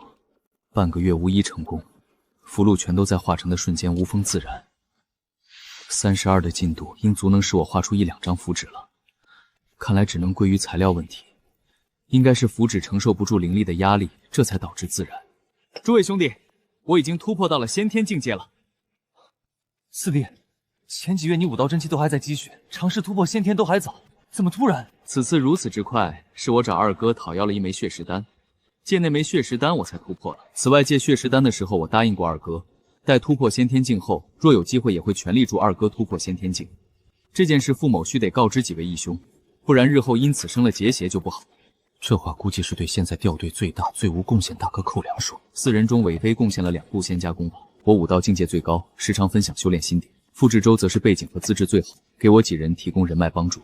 唯有大哥寇良一无仙缘，2无人脉，3无武道根骨。对于我3人的帮助微乎其薄，是真正的寒门修仙。难道要放弃寇良吗？不，当年我几人还是武秀才，傅志洲却成了8品武官。但傅志洲并未抛弃我们，而是提供情报，暗中提携。至于寇良白嫖虽是事实，但也非是出其本心。倘若今日我放弃寇良，那明日同盟中又该放弃谁呢？既然4弟成就先天后决定帮扶二哥，那我也不好不做事情。其实我也突破到了先天，那我有机会就努力帮扶大哥好了。多谢3弟相帮，日后我必有感激，绝不会让3弟吃亏。此外还有一事，近日来我听说广元府贼寇凶猛，数次大败官军，甚至有攻入庆丰府的可能。为了安全起见，咱们的家眷得尽早迁移到别的地方，单以名利叛乱达到侵占义府的地步。难道说三哥看来也猜到了，官府拥有先天武师，可轻松潜入叛军中直杀首领，但这次官府却无可奈何。我怀疑此次造反背后定有先天武师相助，甚至还有传说中的仙家，我们必须未雨绸缪。既如此， 7日后晚上寅时1刻，可由四弟以探亲孝义府的名义，携带我等家眷，从我掌管的西门而出，前往孝义府附加暂住。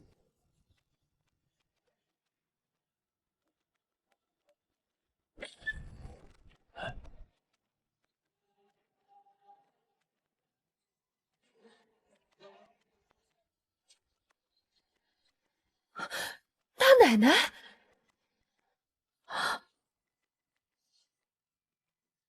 看茶。我去请魏哥儿来。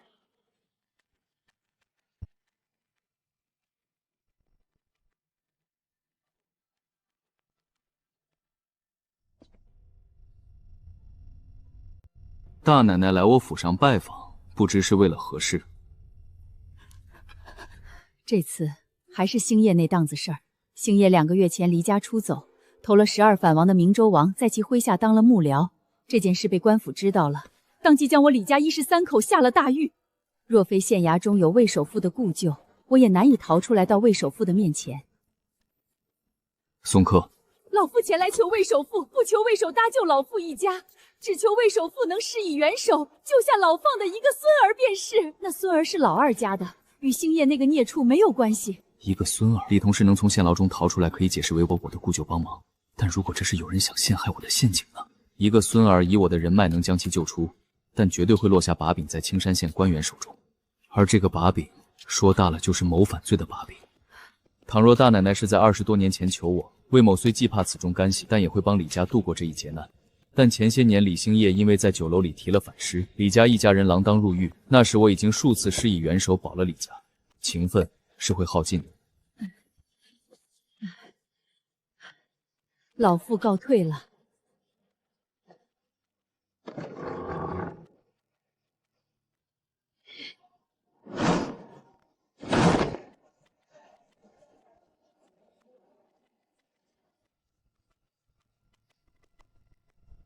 那个黑衣人应是青山县县衙派来的，青山县估计也担心李同事求助失败后，怀恨在心，胡乱攀咬。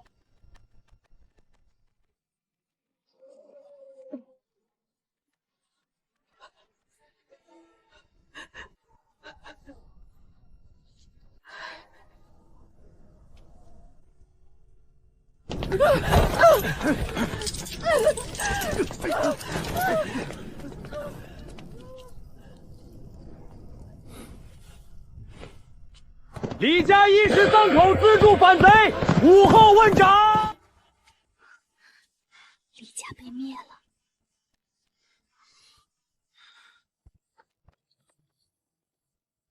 100多年前，李家从游商发家，一步步积攒基业，这才有了昔日富贵。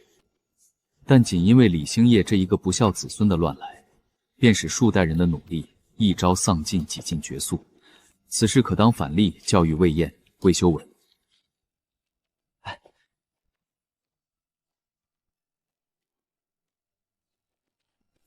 谨记父亲教诲，当恪守家业。李兴业不智之处，非为反王幕僚，而是不知缜密行事，而当恪守父亲教诲，行事周密，不留后患。李兴业好歹也是秀才出身，岂会不明白行事不密的坏处？但其仍旧酿就如此后果，其实是因为其眼高手顶，做人做事不脚踏实地。魏修文的回信真让人担忧，其成为第2个李兴业啊！再写封信告诫他一下。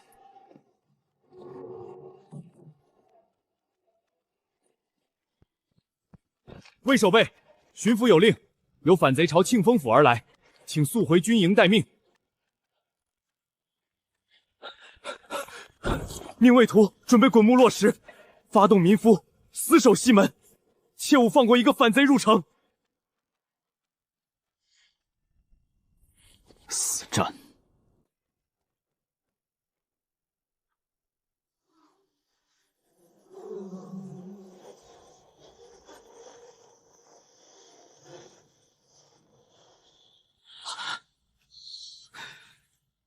我记得李兴业便是投靠了明州王来着。这次明州王协同青虎王一同攻打府城西门，我思量着莫非有李兴业的因素。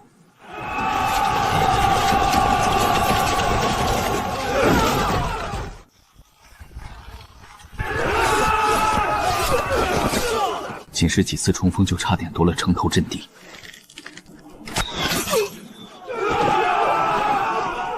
射杀头攻击退进攻即可，装作受伤不能太出头，免得遭到针对。毕竟到现在为止的战斗都还是小场面。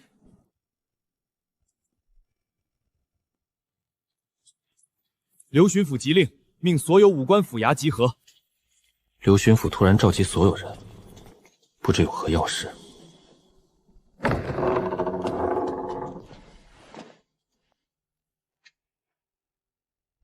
这位是巫仙师，是朝廷请来帮忙解决战事的。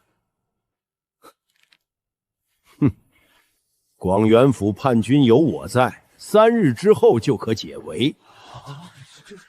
只是广元府叛军中也有如我一样的仙家支持，仅凭我一人，再加上朝廷的2名先天武师，对付其绰绰有余。至于那些叛军叛贼寇，虽不会对我等仙家造成伤害，但有其侵扰，也是一桩麻烦事。因此需要尔等随我一同出城，为我护道。这个巫仙师若真有不惧怕凡人的能力，岂会找我们这些武官出城为其护道？如果趁其和另一名仙师作战败俱伤时，与傅志州合力掠走一个仙师，拷问关于仙家的情报，岂不是？刚才巫仙师说的事情就是军令，所有人必须服从。若有新生退役战场退却之人，按照律法夷3族。为了避免夜长梦多，现在你我等人就行动，解除这次山南道叛乱。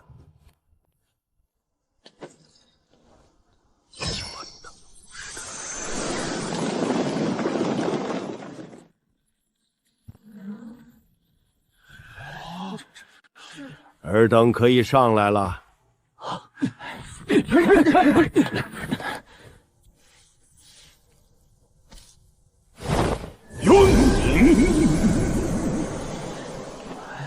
这速度还不如我们全速奔跑的速度。倘若只有本仙师一人前去，瞬息便可到达。但这次飞行多了你们这些肉体凡牌，不免慢了一些。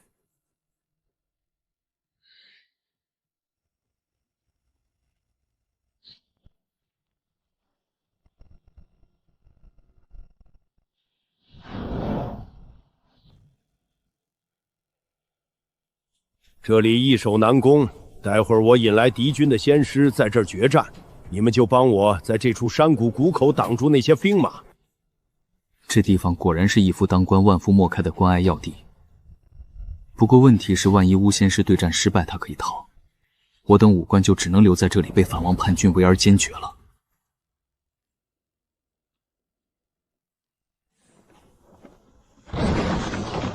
吴兴海，你这老货！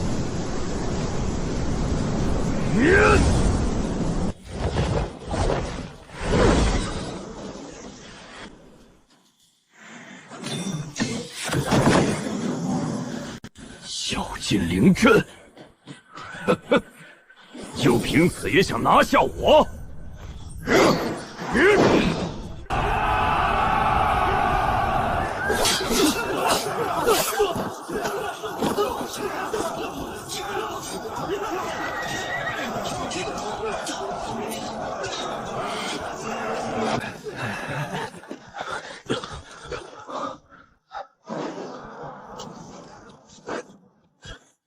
两位兄弟，快换上衣甲，我们混入敌军当中。现在巫仙师和那2个先天武士都被敌人纠缠住了，正是你我撤退的好时机。不然待敌军中的其他先天武士到来，你我想走也难走了。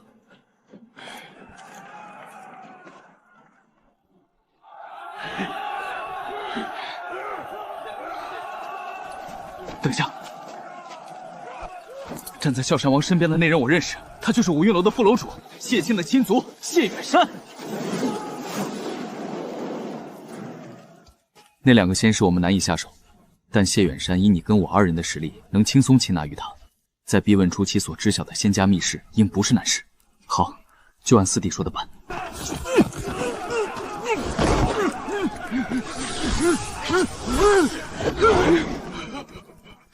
说出你知道的谢远山的所有消息。谢远山休息的帐篷在东南营地方向。楼主，公子有事找您。知白找我。公子说自己完成了楼主吩咐的事，赶期成功了。好，好！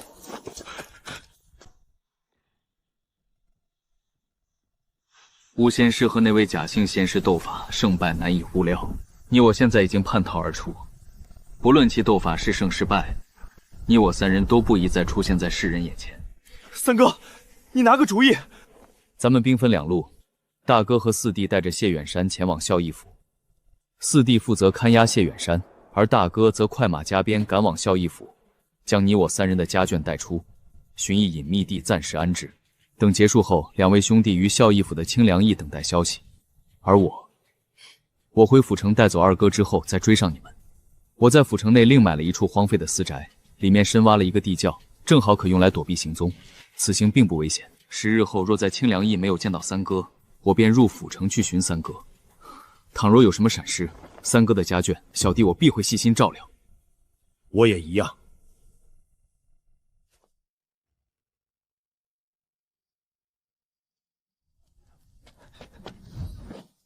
明王，这次啸山王大军与朝廷武官作战，府城空虚，正是一举攻入府城、立下大功的大好时机。在下也可报仇雪恨，趁机杀了那个魏守废。杀我？怎么是你？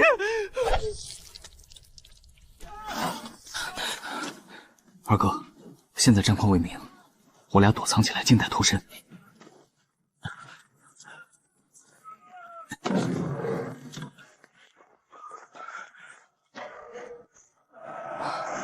看来这次朝廷败了。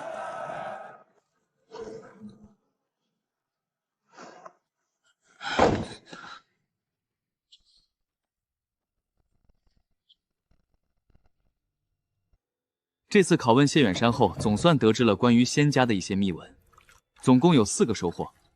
第一，谢远山身上有完整的5元运灵体功法。第二，谢远山去过丹丘山，对丹丘山有一定了解。第三，这次广元府叛乱的内幕，以谢远山的情报看，其实是赤松贾家和七月赵家因争夺凡俗权板才引起的争端。这2个家族都是郑国的7大修仙家族，其中的七月赵家便是我们所在郑国朝廷的皇室。至于谢家先祖曾是赤松角家的仆从，其开创五运楼也是在为赤松角家提供世俗力量。第4则是五运楼藏匿了一批灵石，留在了通湖山。三哥，请看，这是我们拷问出的修仙情报。先天武者相当于炼气2层的修士，只待凝聚灵体，便可成为炼气4层的炼气士，操纵灵力。至于灵根资质，人人都有，只是属性不同，以及9成9的人只有下品灵根。按纸上所写的，金丹寿1000岁。倘若我成了金丹真君，寿命到了1000岁，那是我的大器晚成名阁该有何等的威能。至于五运楼存放在铜湖山的那批灵石，数量有限，仅有100余枚，只能勉强够1人凝聚出灵体。这次抓捕出谢远山，逃脱战场，所赖者皆3弟4弟，这灵石我和2弟就不分了。我也一样。不过如果可行的话，我希望3弟4弟能买上一些测灵符，测试我等家眷的资质。现在我已经知道，我的灵根估计是最低等的成仙无望，所以我想将成仙这个希望寄托在了后背上。此外，前往丹丘山的最低门槛便是先天境界。三哥，那你我同行吧。哈哈哈，那祝2位兄弟一路顺风。我与2弟实力欠缺，便先前往孝义府接应家权。后会有期。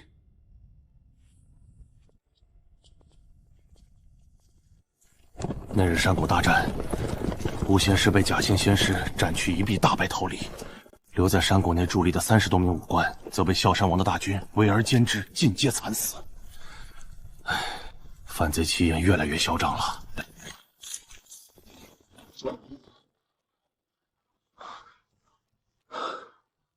若不是我2人早有决断，又是先天武者，恐怕此刻也成了山谷里的一具死尸了。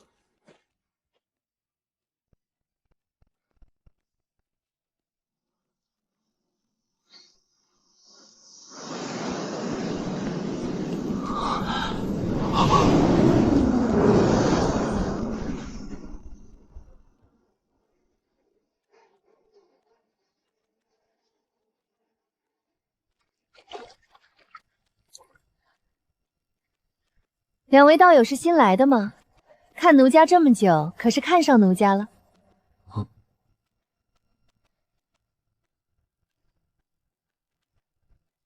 不调笑你们了。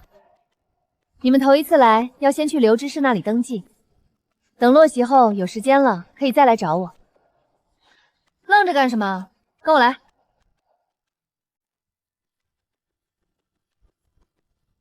对了，你们可以称呼我胡瑶胡道友。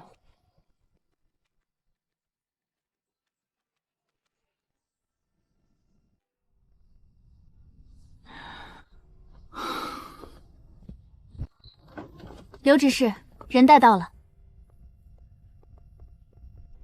进丹丘山的散修有2个选择，一是租赁太玄宗的洞府，最便宜的都要3年1枚灵石；另一个选择是落户在丹丘山外围的棚户区，棚户区不收租金，但每年需帮助太玄宗耕种1亩灵田。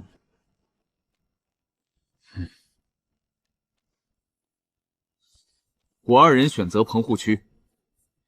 你们是胡道友带领的，我也不好不照顾你们。这是租赁灵田的租借令，可租这灵田10亩，你们2人自己分配吧。太玄宗的洞府，哪怕是最下等的洞府，里面的灵气也远比棚户区的充盈。两位道友日后要是发达了，邀奴家去坐坐就行。此外，两位想要将凡俗亲人带入丹丘山，不是不可，但每年需缴纳一定的灵石。毕竟丹丘山灵气充盈，凡人在此久居都能延年益寿。此外，还有一种名为冰玄锁神符的仙家符箓，可以将凡人冰封100年之久。而且在此过程中，凡人不会身死，解封后神魂完整。不过价格昂贵，每一枚都需上百灵石。冰玄锁神符，日后一定尽力给杏花他们准备好。多谢胡道友，告辞。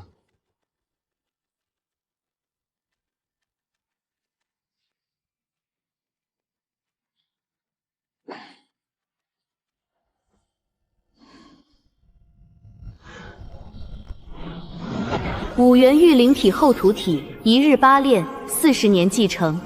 还是在凡俗待得太久了。按照命格显示，我凝聚后土体大成需要40年时间，到时我已经接近80岁，速度仅比普通的下品灵根修士资质要好上一些。而筑基最佳是在2甲，也就是120岁之前。虽然我有大器晚成命格，120岁后仍有可能筑基，但能否在剩下的寿命内稳稳进入筑基也不好说。不过我符道天赋似乎不错。拥有一技之长，然后借此赚取灵石购买丹药，就足可弥补自己的根部不足了。三哥，测灵符我已经买好了。好，你我这就下山。这是仙家仿制的凝月丹，服用后能提升内气境50真气的蜕变速度，也是50进入先天境界的破阶丹药。多谢三弟。二哥，这是你的。除此之外，这是我和三哥买来的测灵符。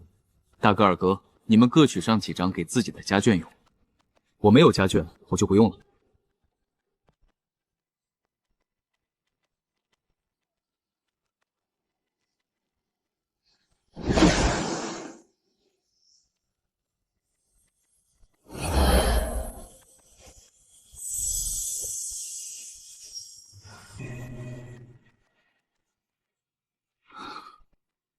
都是下品灵根。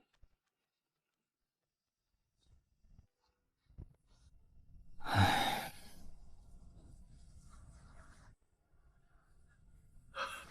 三弟四弟，小女红灵的灵根品级在中品。什么？中品灵根？恭喜大哥，中品灵根有拜师仙家门派的资格了，不必成为散修了。我灵根资质低下，日后修仙难有成就。现在心里只念着一件事，那就是看红英拜入宗门，出路投地。我之意，让红英也加入咱们义社，或者这个修仙同盟中互相帮扶。红英有中品灵根资质，不会让3位义弟吃亏的。大哥，红英的性子我们了解，但入盟的话未免不合时宜。再者，大哥你也在盟中，红英加不加入没什么区别。要是大哥真想让红英加入，我等三人也需时间去考察红英的品性才能决定。也是，是我疏忽，缺了考虑。此外，各位兄弟，既然提到结盟，我想我们现在的联盟也该考虑是否保留了。过去我们几人建立同盟，是念着仙宗难求，一人之力不如集众之力。但如今我们已经入仙家访视，真正踏入了修仙界，所以还是那句话，抱团取暖总好过一人单打独斗。我建议维持联盟，只需对昔日盟约重新修订即可。盟约1，由每年改为每过10年，4人约定地点重新聚集交流各自的修炼心得，包括并不限于仙家功法。盟约2，若4人中有1人有望突破筑基期，其他人都要尽己所能进行支援，待筑基成功后也需帮扶其他3人。盟约3，要是4人中有人意外身死，余下之人要帮忙照顾其后辈子嗣。此外，其后辈子嗣中若有合适的人选，也可将吸纳入义社之中。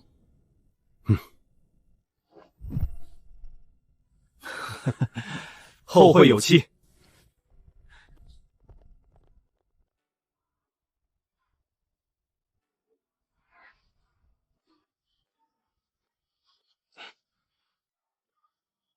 走了。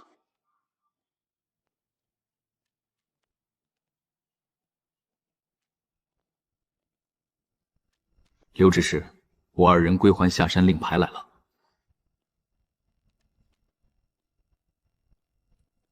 你们2人回家探亲，只留在凡俗21天，倒也算是求道心坚的修行种子。多谢执事夸赞。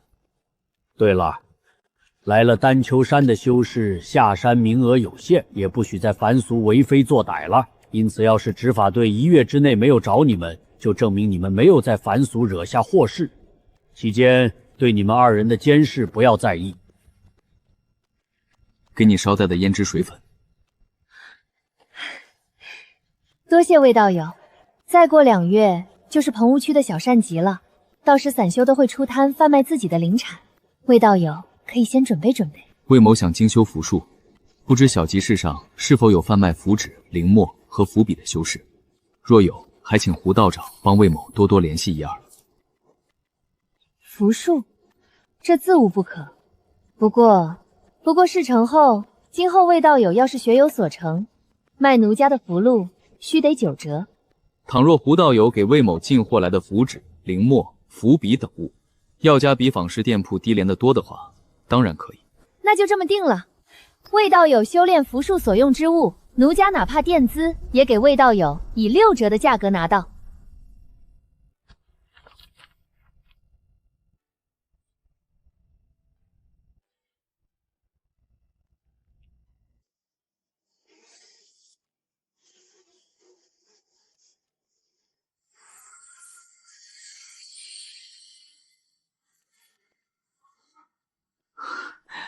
除此之外，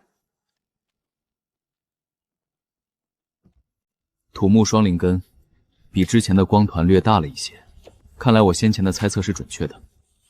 大器晚成命格仍旧在缓慢改变我的资质。什么价格？5。果然，即使是打折最低的价格，依旧比狐妖给我的价格高。看来有些钱只能让某些人赚。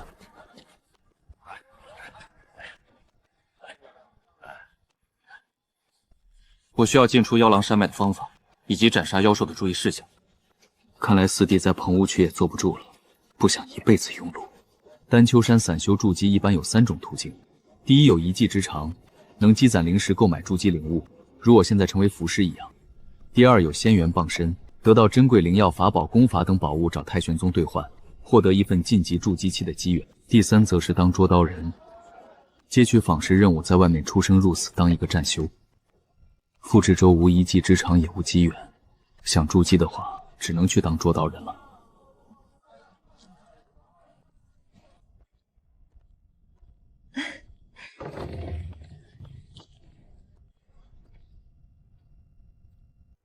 魏道友可是心动了？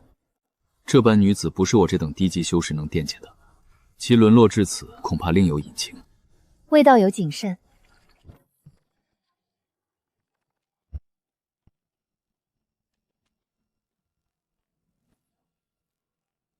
没想到胡瑶还有这般求仙问道的坚定面貌。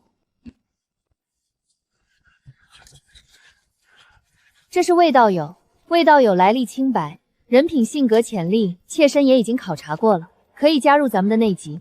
魏道友加入内籍是有何本事？魏道友已经可以绘制出基础符箓地次符了，而且成功率在40%左右。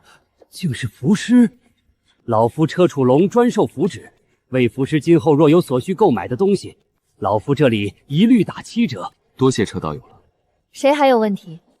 魏道友是哪种灵根？在下也是符师，日后售卖灵符时，我等做个差异，莫成了敌人。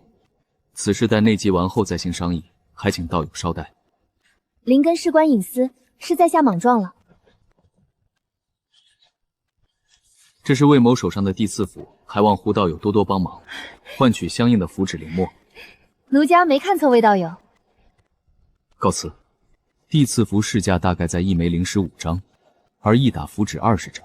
按照40%的概率，我可以画出8张第4符，加上符笔灵墨的损耗，我1个月的收益大抵在1枚灵石左右。这可比耕种灵田赚钱多了。仿市店铺内有一种名为地元丹的丹药，能加快我凝聚后出体的速度。不过地元丹售价不菲，高达32枚灵石。为了避免漏财，过几年等符师的名头传了出去，再买也不迟。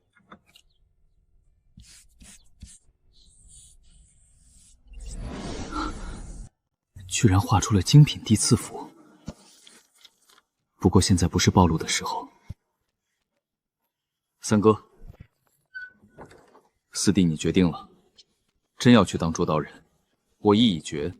我不如三哥你，有符道天赋，在丹丘山稳妥修炼，有朝一日还能有筑基的可能。要是我不走出去拼一把，必定终生筑基无王。与其那样，还不如和赫连道友走出去死在外面。赫连道友，劳烦你先出去一趟，我有几句话要和四弟交代。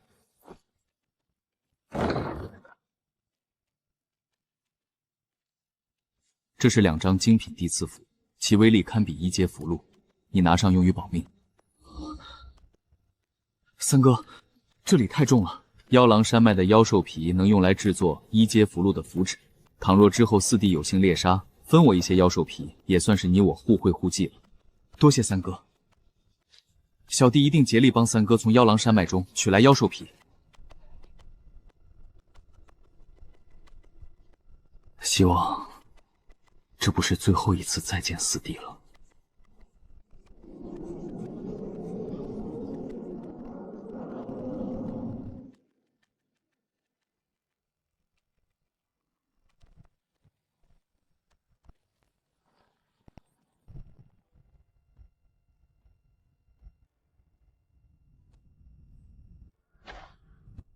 三弟，二哥，魏道友，奴家在洗衣的时候听到这位韦道友进来，说是找你和傅道友，就将他引到你这里了，还望魏道友莫怪。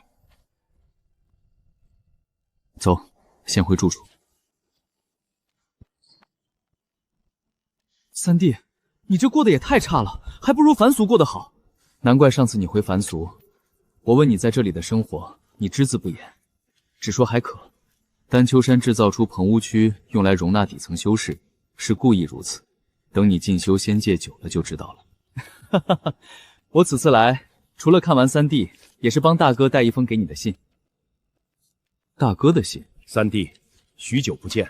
自从我吃了你给的凝月丹后，武道境界就到了先天。之后，我带女儿寇红婷前往了另一座坊市白石湖坊市。寇红婷成功拜入坊市的主管门派净水阁，并成了其门派内的一名外门弟子。而且其所拜的师傅还是秦真人，是净水阁的筑基真人。寇红玲得秦真人赏赐，得了不少灵石，我取了一部分给你买了一颗地元丹，还望三弟收下。真是积善之家必有余庆。当年我无意间帮扶大哥寇良，没想到今日竟得此善缘。这是大哥托我给三弟你带的东西。对了，怎么这么久了还没看到四弟？四弟去哪里了？四弟去当捉刀人了。二哥话聊完了，我这就带你去刘执事那里办理落籍手续。不，三弟，我不打算待在丹丘山内，或者说凡俗现在更适合我。我现在不打算加入任何坊市，我只想当一个真正的散修。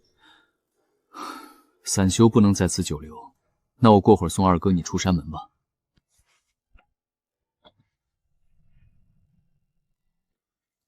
这枚地元丹有迹可查，若有人询问，还可趁机说出净水阁的秦真人，给我的安全再增上一道保险。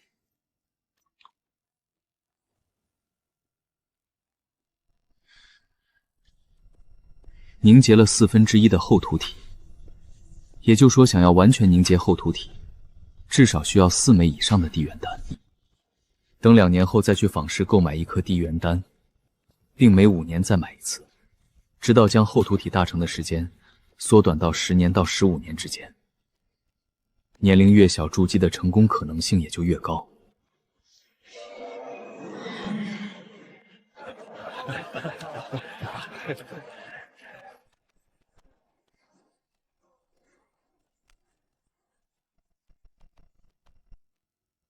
地磁符生意越来越好，有了地磁符的基础，也该尝试静心符的绘制了。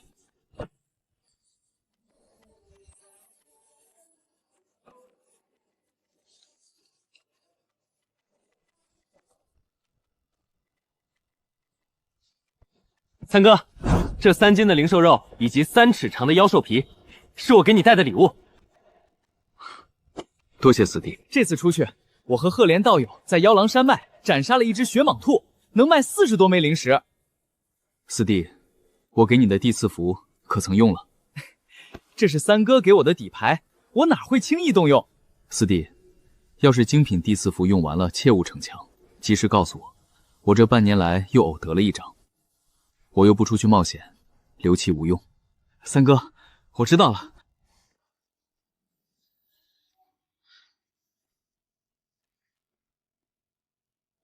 四弟应是将自己的这次所得换了灵石，买了地元丹。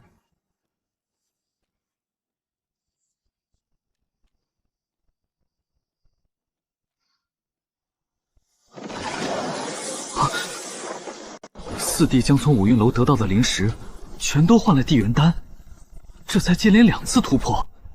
接连2次突破，无疑有漏财的风险。不过四弟身为捉刀人，朝不保夕，倒也顾不上这多了。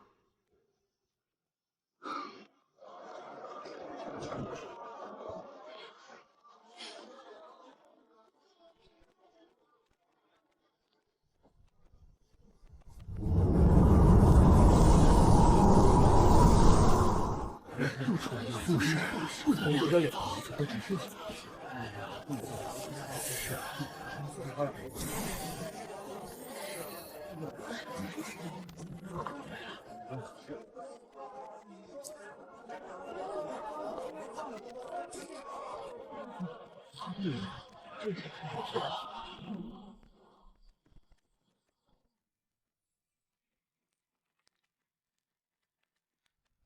是时候去坊市店铺购买1颗地元丹，用以修炼了。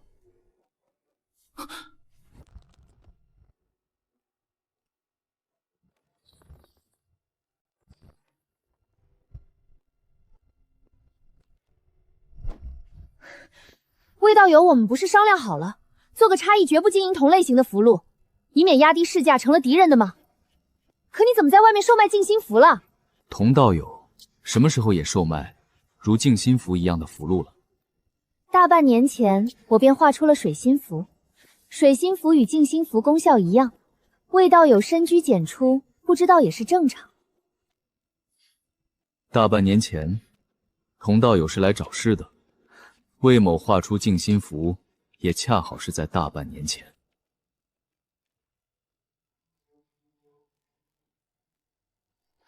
也是大半年前，可我得到的消息……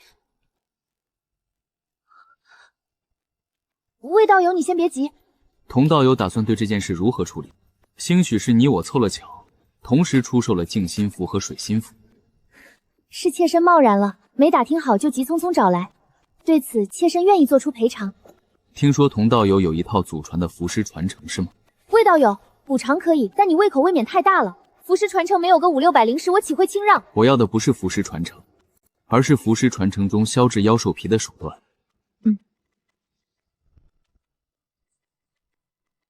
好了，这就是消至妖兽皮之法。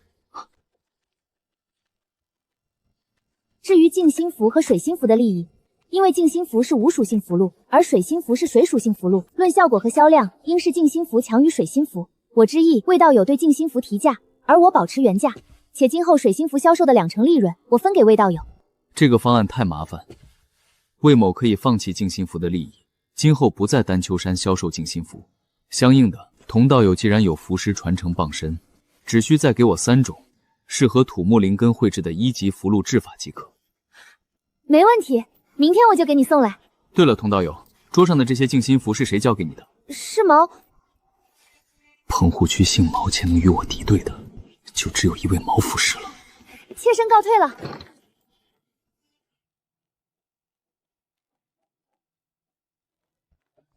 魏道友，这是答应你的东西。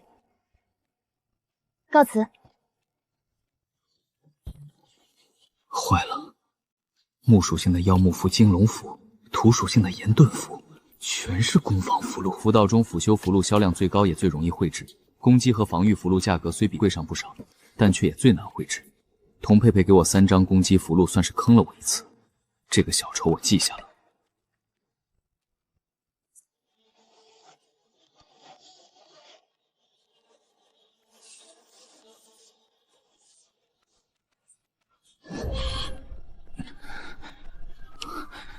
岩盾符对我来说还是太勉强了。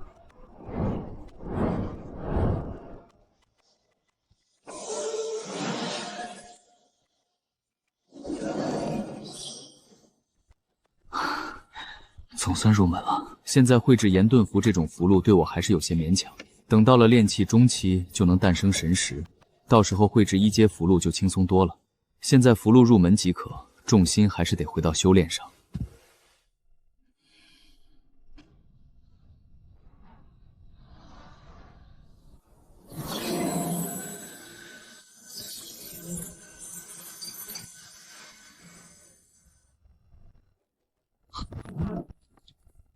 刚才的动静是修为提升后的戾气冲击，如果我没算错，这是4弟吞服的第4颗地元丹了。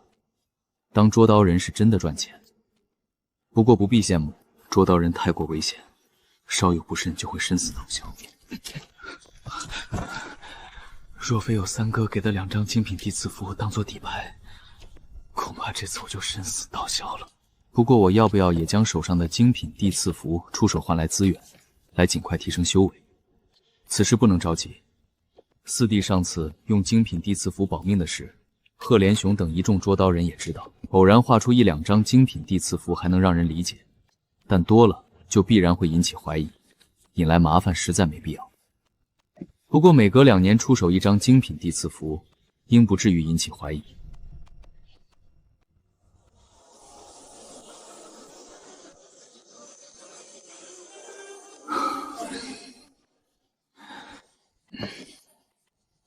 等再画出1枚岩盾符后，该回家一趟看看家人了。4弟，我打算回凡俗一趟，可愿随我一同回家探望亲眷？我可没有多余的灵石扶持子嗣，为了避免成为仇家，还是不见得好。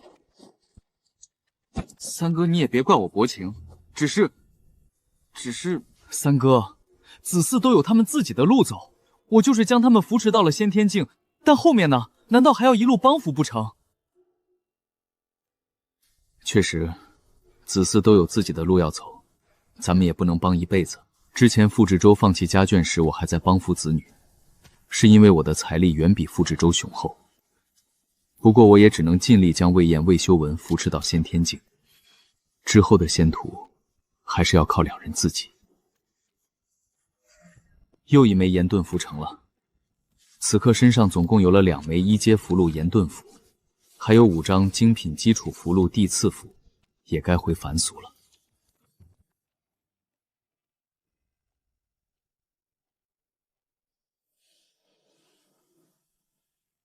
这小子倒是重视凡俗亲人，平均每2年下山一次，是否对他下手？